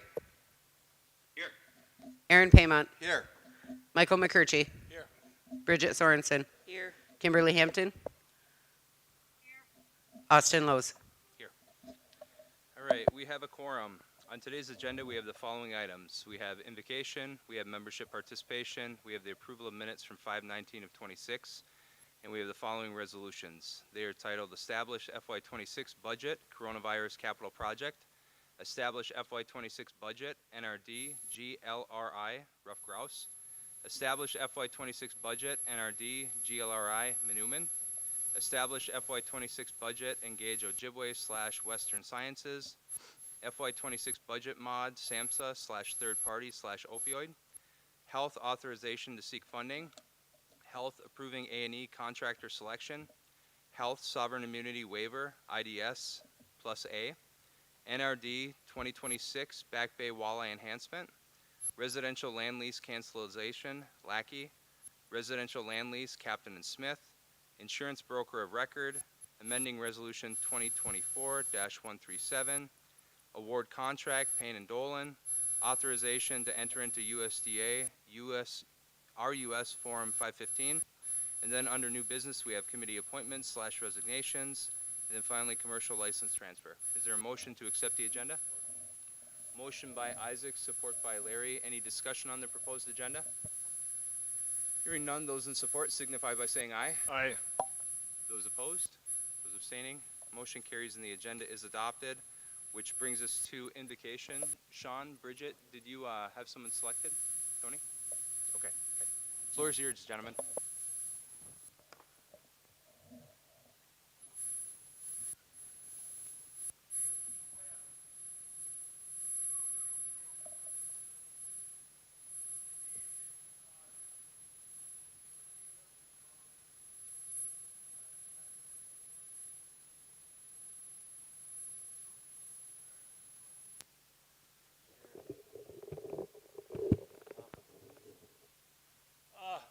What I'm gonna do is, Russ is gonna go around and let you smudge if you want to smudge, and while he's doing that, I'm going to ask the 7 directions to help us daily, not only at this meeting, but in our daily activities with the tribal business and in our personal lives.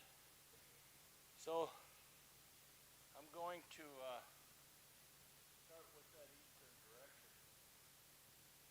Wabanum. Tema. Gawanum. Gijik. Ningibianung. Mishkodawashk. Giwadenung. Wingashk. Maganagijik, Ishimanidu, Aki, Mother Earth, and of course our Ode, our heart. Miigwech, Manadan Wisnag, Gamino Gig Wajimigugudumish-Gikim, Wimanda Moyang, Wewene, Wendamong, Minwa, Wimishko Odeang, Miigwech Nakanagana, Nakanagana, Nakanagana, Nakanagana. And when I named them 4 directions, I named the medicine that comes with that direction. And those medicines, especially the 4 medicines, we use quite regularly in our ceremony. And they're part of our 7 grandfathers. And when we mentioned them, every one of those medicines and those directions are used and held by the 7 grandfathers. And So, and I want to thank you, Miigwech, Chief Miigwech, for inviting Russ and I here. It's always an honor to be able to come and address our leaders of our tribe. That prayer that I said, Guju Wingashka, Anadin Wisnag, Gumino Gigwijemigu, Gudu Mishkekim, Wenadamoyan Wewene, Wendamong meanwhile we Mishko Odeon. That's just a simple prayer. And what we're asking for, those 7 directions, what I ask for is to help them, help us keep a clear mind and a strong heart. It's just that simple. It's just that simple, and there's a simple prayer that when I come in the door out there, when I put my tobacco down, it goes, Buju, Zema, Mino Meshkiki Eta. Simple. This tobacco and medicine I put down, I ask for good medicine only. I think that's something that we should all do daily. Miigwech.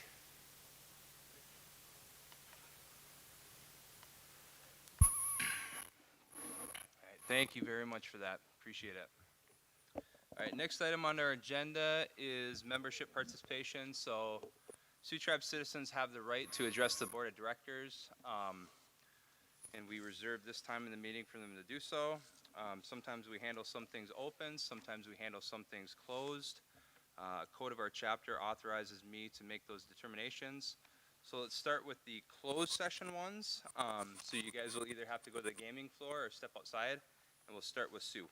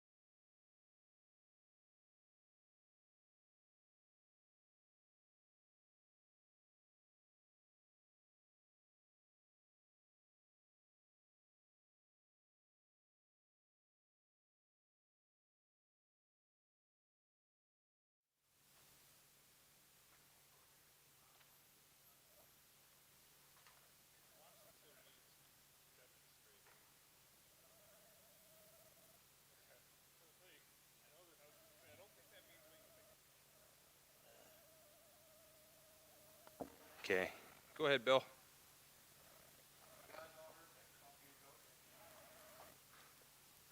Hi, my name is William Peralta. I'm a Unit 3 citizen of the Sioux Tribe.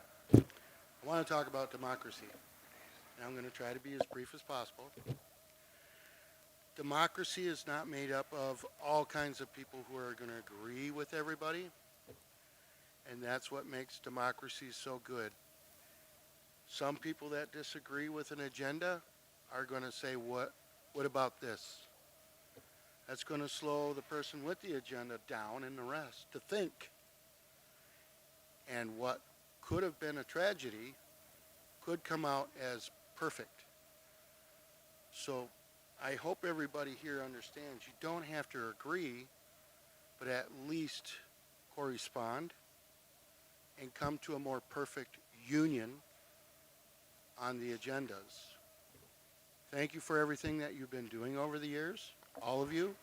It's been great watching you guys argue, fight, get into the turmoil, and you came out with a constitutional thing that is going to work for more people.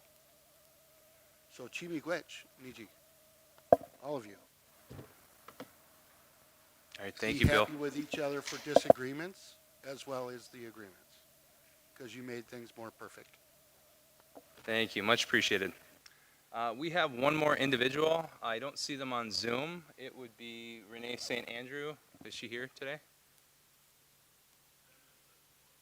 Okay. All right, so that concludes all the membership participation that we have for this evening, so we'll move on to the next item in the agenda, which are minutes from 5/19 of 26. So with that, I'd like to entertain a motion to accept them. Motion by Bridget, support by Isaac. Any discussion on these minutes? Okay, hearing none, those in support signify by saying aye. Aye. Those opposed? Those abstaining? Motion carries. That brings us to resolutions. The first one is titled Establish FY26 Budget Coronavirus Capital Project. Be it resolved that the Board of Directors of the Sault Ste. Marie Tribe of Chippewa Indians hereby approves the FY 2026 for Coronavirus Capital Projects Fund with federal U.S. Department of Treasury revenue of $27,638.36, no effect on tribal support. Motion by Bridget, support by Isaac. Who's going to be presenting this from staff? Nick Eitram is on. Okay, go ahead, Nick. Hey, thanks everyone. This is a grant that we had accepted a couple of years ago where we purchased quite a few wireless APs for. There was more funding available, so that's what this is. With this funding, we'll be purchasing an additional 28 or so Wi-Fi access points that we will distribute throughout the Sioux Tribe buildings based on a recent Wi-Fi survey that we had done.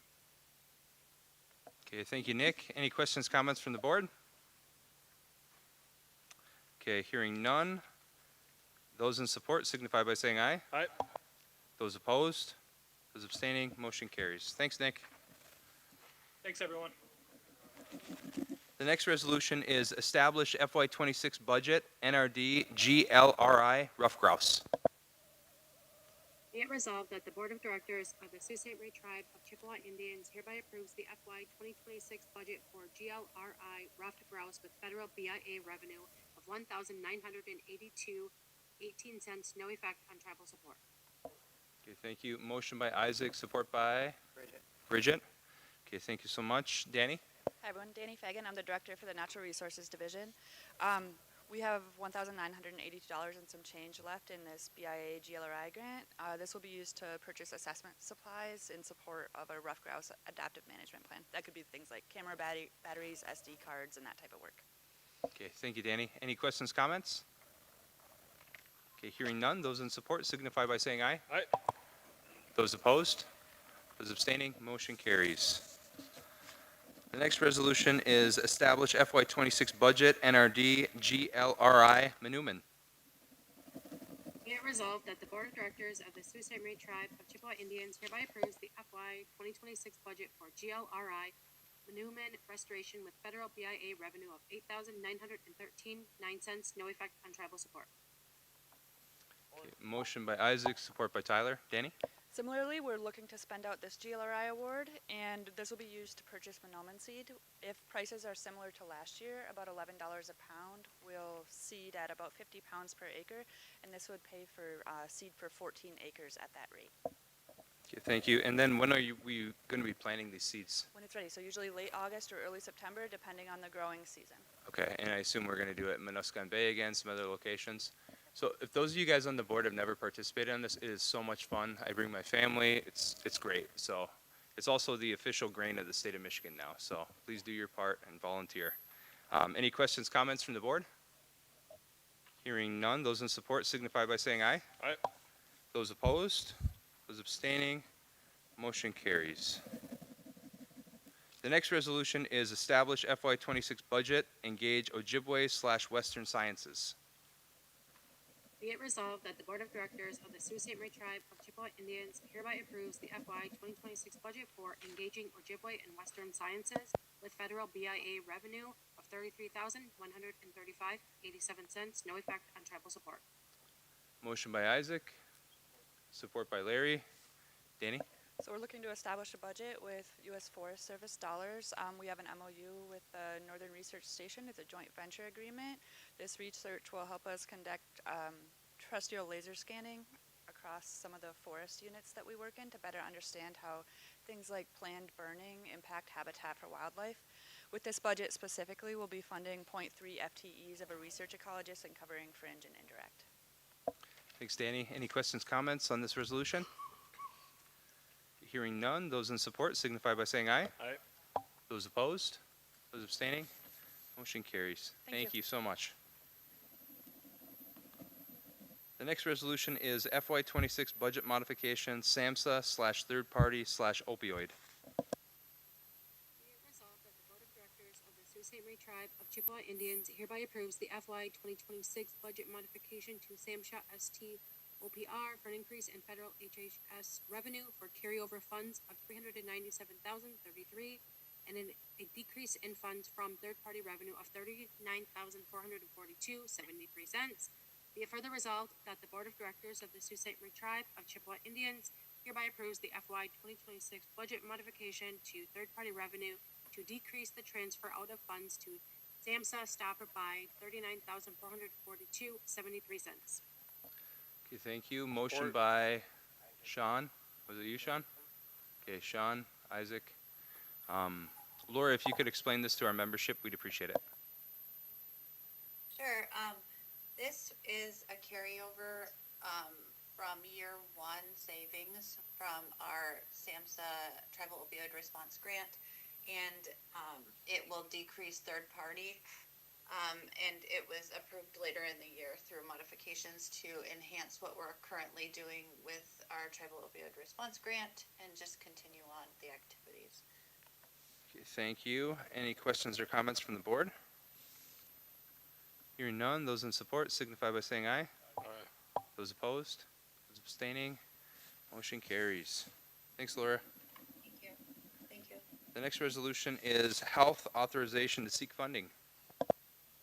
Now therefore be resolved that the Board of Directors hereby authorizes the Health Division CEO to explore, pursue, and seek financing options, including loans and loan guarantees for the Sault Ste. Marie Tribe Health Center Annex and Expansion Project, including but not limited to the USDA Rural Development Loan Programs and HRSA Health Center Loan Guarantee Program. Be it further resolved that the Health Division CEO or their designee is authorized to engage with financial institutions, federal agencies, and program administrators to evaluate loan terms, guarantees, interest rates, repayment structures, and related financing considerations.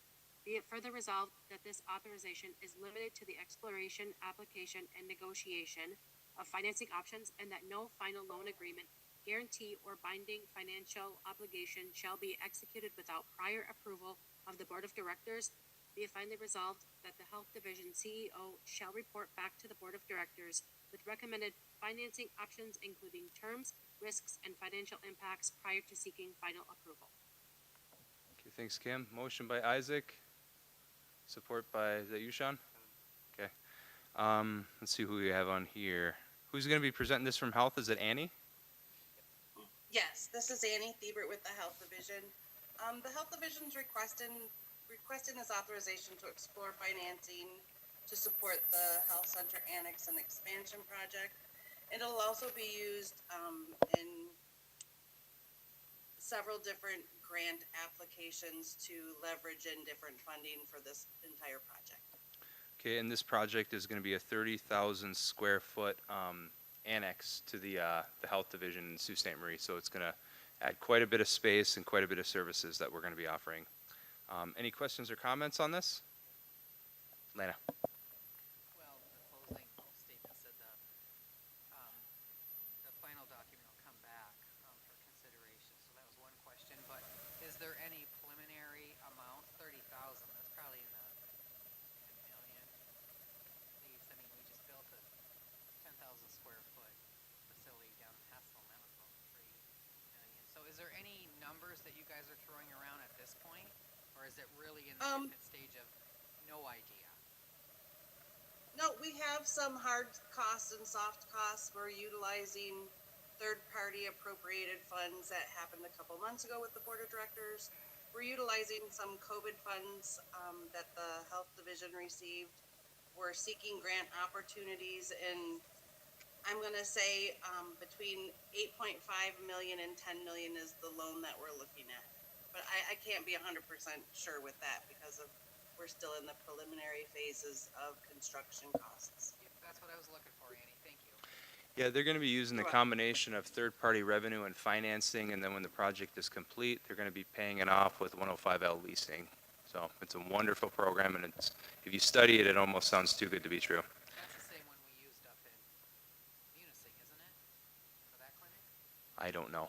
It's a newer program, so depending on the age of it, I'm not sure. Any more questions, comments?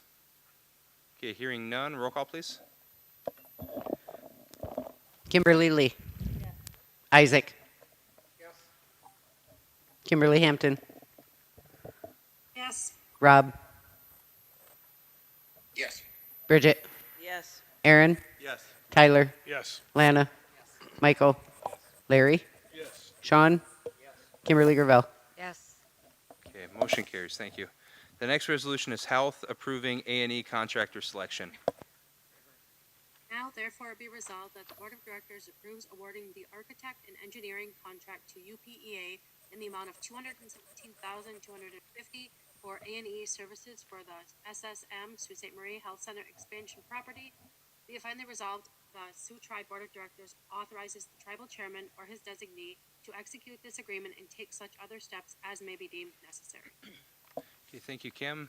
This is, sorry. Yeah, I need a motion and a second. Yeah, motion by Isaac, second by Bridget. Annie, go ahead. Sorry about that. You're good. This is for the recently purchased Roy property. We're going to be renovating 2 of the 3 buildings for services for administrative staff, and it's not 100% decided on what is going over there yet, but I do know that the HR department will be going over there. This was procured under the purchasing policy, and it has been also a bid recommendation through purchasing, and the contract has received legal approval. Okay, I appreciate And it. the COVID funds have also been legally approved. So as a reminder to the membership, our health division recently purchased the Roy Electric property on M129, so this would approve, help them get it renovated. So we're going to be expanding services. In addition to the annex, we also have Roy Electric across the street. Isaac.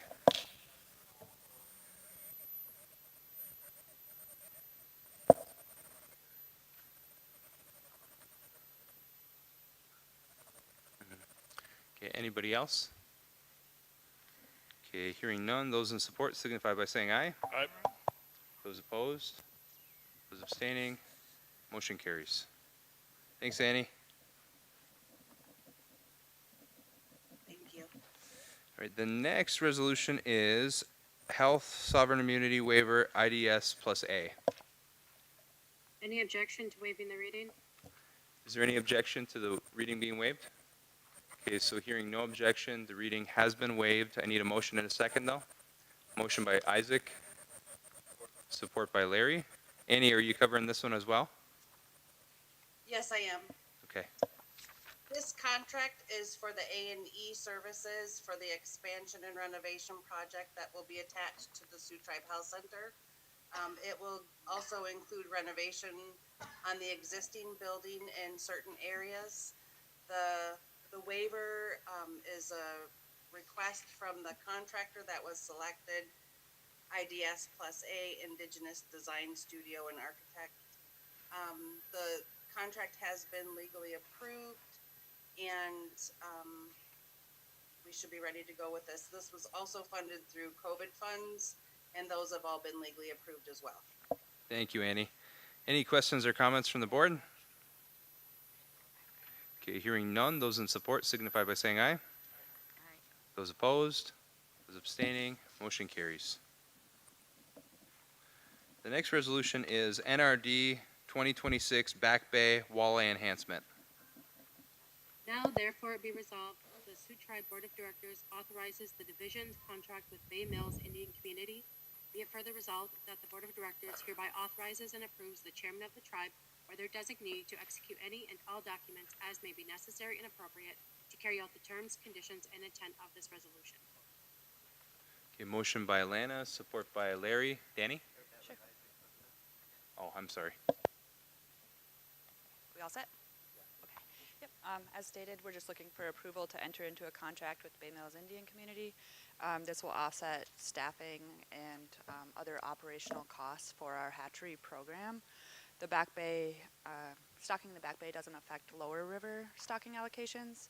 There's favorable habitat there for walleye, and it provides easy access for tribal members at public access sites. Okay, so as mentioned during agenda review, this is what I consider one of the, something that the Natural Resource Division should be incredibly proud of. So, like, there's a lot of misinformation about tribes putting a lot of stress on the resources with gill nets, trap nets, but the Sioux Tribe is one of a handful of tribes in the country that has stocking programs. So, we raise whitefish, we raise walleye, we raise about 1 million walleye per year. Not as many whitefish because it's still an experimental program. But it's something we're super proud of and something that contributes to the next 7 generations practicing our treaty rights. Isaac.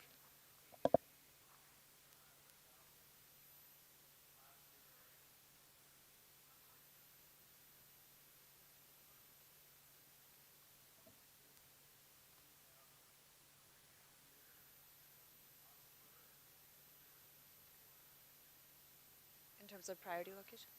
Oh, and Jack's on I believe Jack is on the Zoom call. We've been developing a list of priorities. In fact, I believe we have some supplemental. Jack, would you like to add anything to that?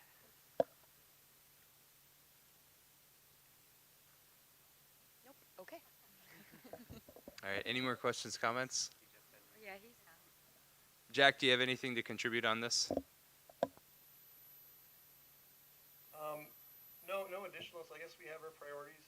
Typically, we're doing the lower river first because it's convenient as well logistically. So there's times when we don't have a full truck, and we'll bring those to the lower river first. All right, thank you. Anyone else?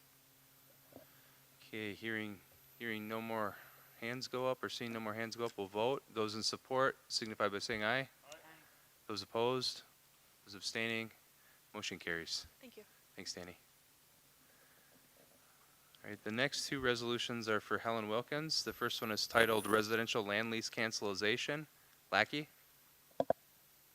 Now therefore it be resolved that the Board of Directors of the Sault Ste. Marie Tribe of Chippewa Indians hereby authorizes its tribal chairman and treasurer to execute this lease cancellation on the land being described as Township of Kinross, County of Chippewa, State of Michigan, part of Section 29 and South half Section 20, Township 45, North, Region 1W, lots 834 and 835, Cedar Grove Estates 3. Be it finally resolved, the Board of Directors of the Sault Ste. Marie Tribe of Chippewa Indians hereby requests the Bureau of Indian Affairs to cancel lease number 469-4200529702, along with any modifications or assignments pursuant to applicable law and regulations.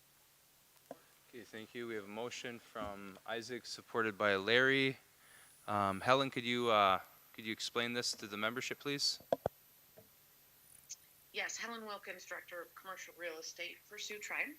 This resolution is for authorization for the tribal chairman and tribal treasurer to cancel the residential land lease for this property. I have reviewed all documents. Everything is in order to do this cancellation. We need to do this cancellation due to someone else wanting to purchase the property. Okay, thank you. Any questions, comments from the board on this? Okay, hearing none. Those in support signify by saying aye. Aye. Those opposed? Those abstaining? Motion carries. The next resolution is residential land lease Captain and Smith.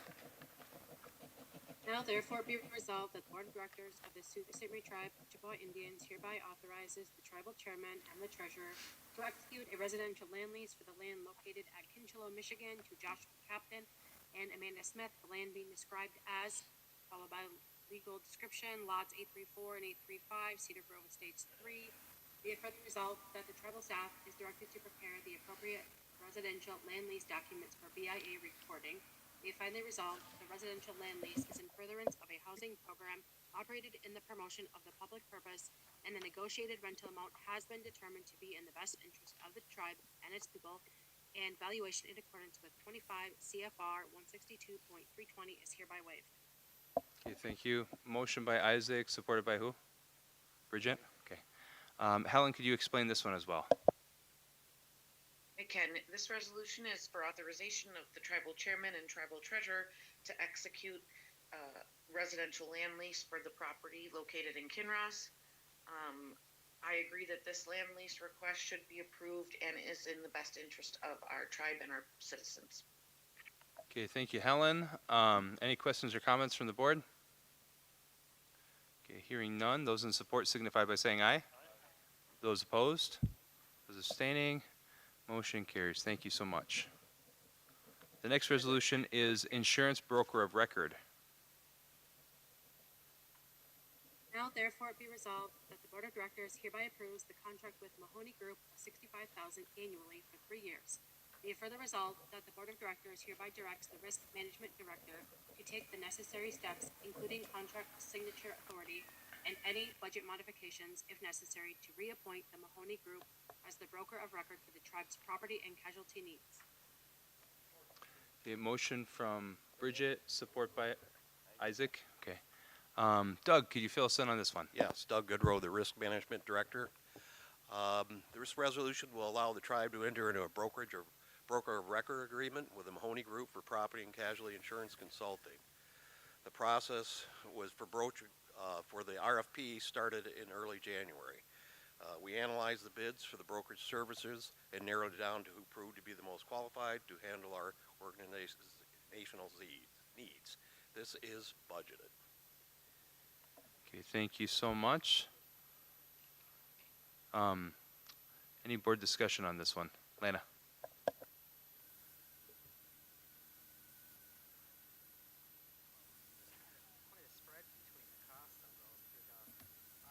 Yeah, big spread. It's the most we had bid ever. So. And the amounts are crazy. Yeah, it's kind of crazy because in insurance, normally, because I am an insurance agent, they work on commission, 10 to 20%, but our insurance costs are so high, it'd be way more than $65,000. So that's why it's nice to have a broker, because they do it for zero commission. And apparently these other folks thought they could get our business for that. Yeah, it was pretty amazing. Yeah, the difference. How long have we had it says reappoint? Reappoint because we've had them for 6 years now. This is the third year. Yeah, Okay, 3-year contract. Yes, thank you. Okay, anyone else? Bridget?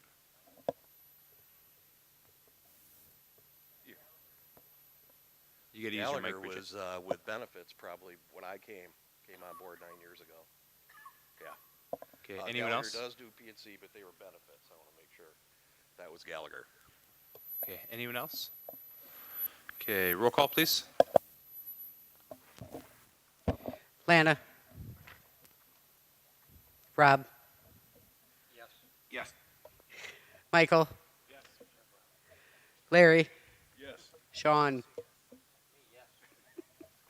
Kimberly Lee. Yes. Bridget. Yes. Aaron. Yes. Isaac. Kimberly Hampton. Yes. Kimberly Gravel. Yes. Tyler.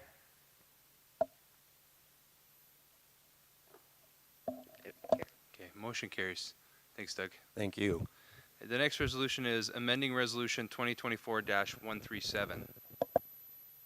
Now therefore be resolved that the Sault Ste. Marie Tribe of Chippewa Indians Board of Directors hereby amends Resolution 2024-137 to expand the eligibility of the Unit 2 Home Rehabilitation Program to include homes in Unit 2 owned by the Sioux Tribe Housing Authority. Is there a motion second? Motion by Bridget. Support by Isaac. Maria, could you explain this resolution to our membership, please?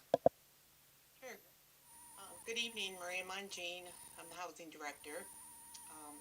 It was really great that we were able to get this money for the additional funding for home rehabilitation because it's very much needed. All homes that were eligible in Unit 2 and on our waiting list were served, and the list was exhausted. We completed 11 projects, 9 major rehabs, 1 roof, 1 bathroom remodel and insulation. Now there's about $48,000 that remains of ARPA funds, and they need to be spent by December 31st. So we're requesting to amend this resolution to allow projects on our housing site to get completed, like the utility authority. And that would be about it. Thank you, Maria. Any questions, comments on this from the board? We'll start with Lana and then Aaron. Yeah, I just want to add a little bit of information to this. Back in 2024, when this was passed, that's when we started to redo how we were gonna spend the dollars that we had from ARPA funding. So Kim and I discussed it and with staff and with the community, and in order to, since things were so expensive, we came up with the idea, along with housing, that everybody in Unit 2 that had rehabilitation needs and that have been on a waiting list, we could free up dollars from housing and put our money towards rehabilitation for all those projects inside Unit 2. And that way there'd be no infrastructure and they could get their house rehabilitated. So I just wanted to add that. We did this in 2024. I think, and correct me if I'm wrong, Maria, but I think it was in excess of about $300,000. And if we have $48,000 left, I think we budgeted about $350 for that. And it was quick, it was easy, and everybody on the waiting list all across Unit 2, in every town that had an application in, had that rehabilitation to their home. So I wanted to add that so that people knew exactly what it was for, and it freed up dollars from the housing, from our housing projects. This $48,000 that's left, the remaining, is that going to go directly towards Unit 2? And it doesn't matter to me because there's homes needed everywhere for rehabilitation. Will that remain in Unit 2, or will it go to all the units? So it will be used on the utility authority projects. There's some things that we need to complete there, and the utility authority is in Hessel, Wetmore, and Manistee. Okay. All right. Thank you, Maria. Okay, Aaron? So I asked this earlier today, and so Maria, you'll get a chuckle out of this, is when I was on the Housing Commission and I was vice chair, the chair was absent for one meeting. And we asked the question, how much would it cost us to get caught up on our backlog for home improvement? And we were given a number like $500,000, and we had money then. So I entertained a motion, and we covered the backlog of the houses under the home improvement program. And I asked this question earlier today, and I asked it for a specific reason. So it sounds like Unit 2 used their ARPA dollars, which we divvied up in 2001, to then cover the backlog for Unit 2 housing and home improvement. And so that backlog, that list, is a list of tribal members. They have to be tribal first. They also have to own the property where the improvements are being done. That is a requirement of the federal law and the home improvement program. And so if those ARPA dollars were allowed to catch up, and I asked Maria the question earlier today, and she confirmed it today, that the people who had their units fixed up did have title to the property. So, and the reason for that is because there was a time about 25 years ago when home improvement, through the tribe or through community action, where landlords were using people that were low income and ineligible to get home improvement, but then after they got the home improvement, then they kicked out the low income people, and then the landlords, were scot-free. So any of our home improvement programs, and I think it's without exception, 100% under home improvement, have to have title to the property in order for them to qualify for our home improvement. And since you were covering the backlog, and Maria confirmed it today, that the people who got their homes improved through the ARPA funds did own title to the property.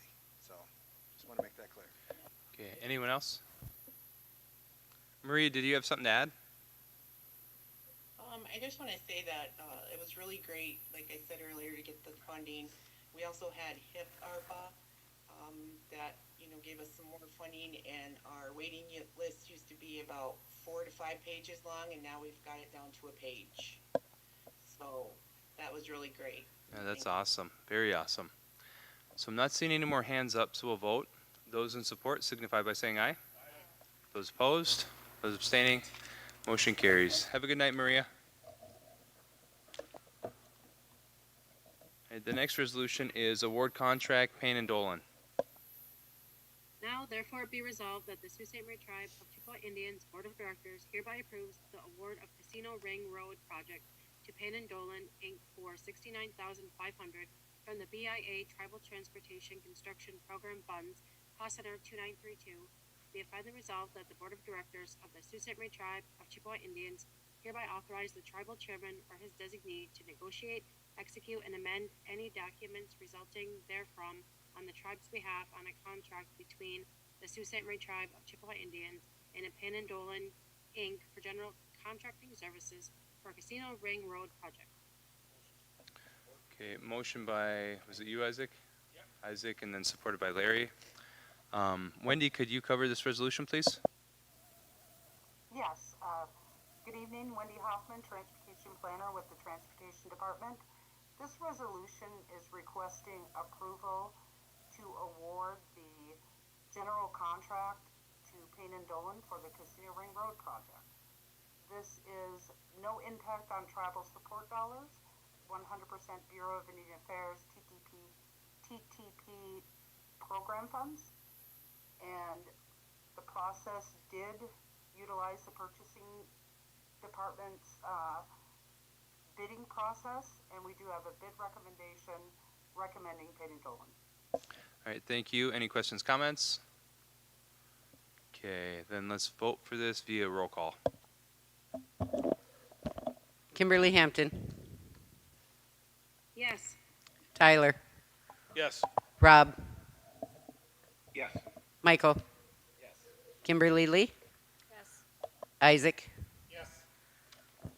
Larry. Yes. Bridget. Yes. Kimberly Gravel. Yes. Aaron. Yes. Sean. Yes. Lana. Okay, motion carries. Thank you. The next resolution is authorization to enter into USDA RUS Form 515. Now therefore be resolved that the Sioux Tribe Purchasing Department, with the concurrence of the Broadband Group, CCI Systems, and CCC, recommends proceeding with the selected contractor identified through their procurement process for the USDA RUS Form 515 Telecommunications System Construction Contract. Be it further resolved that the Board of Directors authorizes the chairman or his designee to enter and execute the USDA RUS Form 515 Telecommunications System Construction Contract and any supporting documents upon completion of all applicable purchasing procedures, contractor qualification requirements, bonding requirements, and USDA rural utility service requirements. Be it finally resolved that the Board of Directors authorizes the chairman or his designee to take all actions necessary to carry out the intent of this resolution. Okay, is there a motion and a second? Motion. Motion by Isaac. Support by Sean. Okay, and then let's see here. Dan, if you could explain this, we'd appreciate it. Yeah, before discussing the resolution, I did send some language that we discussed in closed to be added to that because we could not issue the official bid award recommendation until today because we had to let the contest period expire. I did send that bid recommendation with the amended language requested, as discussed in my closed session earlier. If we would like to read that into the record, or if you guys would, I'm not sure how you'd like to handle that. Okay. Okay, so Mike is making a motion to amend. Hold on.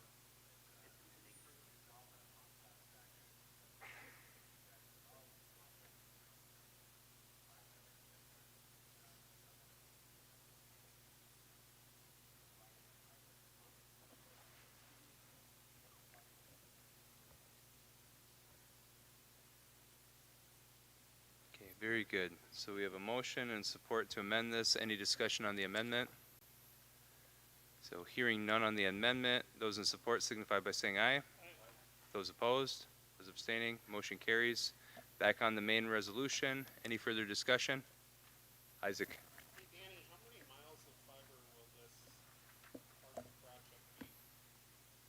So this phase of the project, I have Tim, our technical advisor, on here in case technical questions are. So I will let him speak to that, as he would be able to answer that more accurately than I would. Well, before we do that, just to provide some history, so connectivity in Indian country is an issue. You have a lot of tribes that are located in rural areas.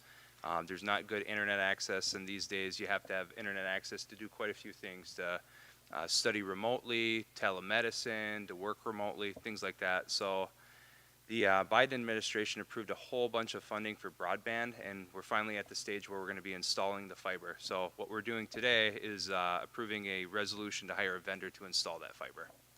So go ahead. That is correct, Mr. Chairman, and the whole build-out is 116 miles, I believe, and broken into two grants, 2 phases, and Reconnect 3. This would be the first phase. But I did have our technical advisor on the call to discuss specific technical nature of the build-out and length. Tim Malone, CEO of Cherry Capital Connections, would you like to speak to the first phase of this build? Yeah, phase 1 is just under 60 miles of a 92-mile backbone. Phase 2 takes care of the rest of it. We're waiting on national. Go ahead. Hey Tim, I got another question. So once you get the 62 miles in, or 60 miles in, will it be lit and up for business, or are you gonna wait for Yes. phase 2? Oh, okay, so we'll be selling fiber services.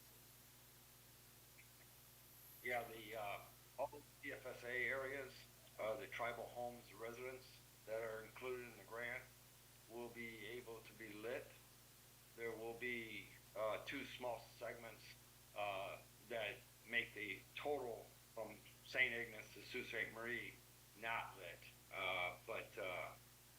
It's the vast majority will be lit. I know you and your team have put a lot of work into this, and I thank you guys, Danny. Okay, anyone else? Did I miss anybody? Sorry, Aaron. Yeah, so, Dan, how much is the total that we got from all sources for broadband? The funding from 2 separate grants, this will be Reconnect 3 in these 2 phases, and there's a second grant we're working on, we should be deploying as well this summer. Reconnect 4 would be approximately $28.5 million. Okay, and I just want to recognize where those funds came from, and I know some people are going to bristle about it, but I don't care. The $1 billion came under Vice President Harris, in where she took input, and I got to give that input. We got $1 billion for all the tribes in that fund. And then when we did that, we found out that tribes were oversubscribed, which means that the need was much more than the $1 billion. So $2 billion then got put in the jobs and infrastructure bill. So that's a total of $3 billion to catch Indian country up. But I just wanted to explain how that came about. It didn't just happen. It was the Biden administration and the Vice President Harris who listened to Indian country. She had a small group of 5 people that met with her to give ideas about how those funds should be spent, and I got to be one of those 5 people. Yeah, at the end of the day, it matters a great deal who the president is if you're Indian country. So this project alone, $28 million in funding. So I don't see any more hands up, so let's vote. Roll call, please. Larry. Yes. Michael. Bridget. Yes. Tyler. Yes. Kimberly Hampton. Yes. Rob. Yes. Kimberly Gravel. Yes. Isaac. Yes. Kimberly Lee. Yes. Sean. Yes. Lana. Yes. Aaron. Yes. Okay, motion carries. That concludes all the resolutions that we have for this evening, so that drops us down to new business. The first item under new business is committee appointments / resignations. With that said, I'd like to entertain a motion to accept the resignation of Rihanna McKechnie from the Education Committee and to accept the appointment of Selena Smith to the Child Welfare Committee. Motion by Larry. Support. Support by Rob. Any discussion? Okay. Well, we're handling them together. So those in support signify by saying aye. Aye. Those abstaining? Those opposed? Motion carries. All right, so that brings us to commercial license transfer. So I'd like to entertain a motion to transfer the license from James Edward Bully, and this is a commercial fishing license, commercial captain's license, to his son Levi James Bully. Motion by Larry, seconded by Lana. Any discussion? Okay, hearing none. Those in support signify by saying aye. Aye. Those opposed? Those abstaining? Motion carries. All right, everyone. That concludes all the items that we have on the agenda for this evening. So without objection, meeting adjourned. Hearing no objection, meeting adjourned. Thank you, everybody.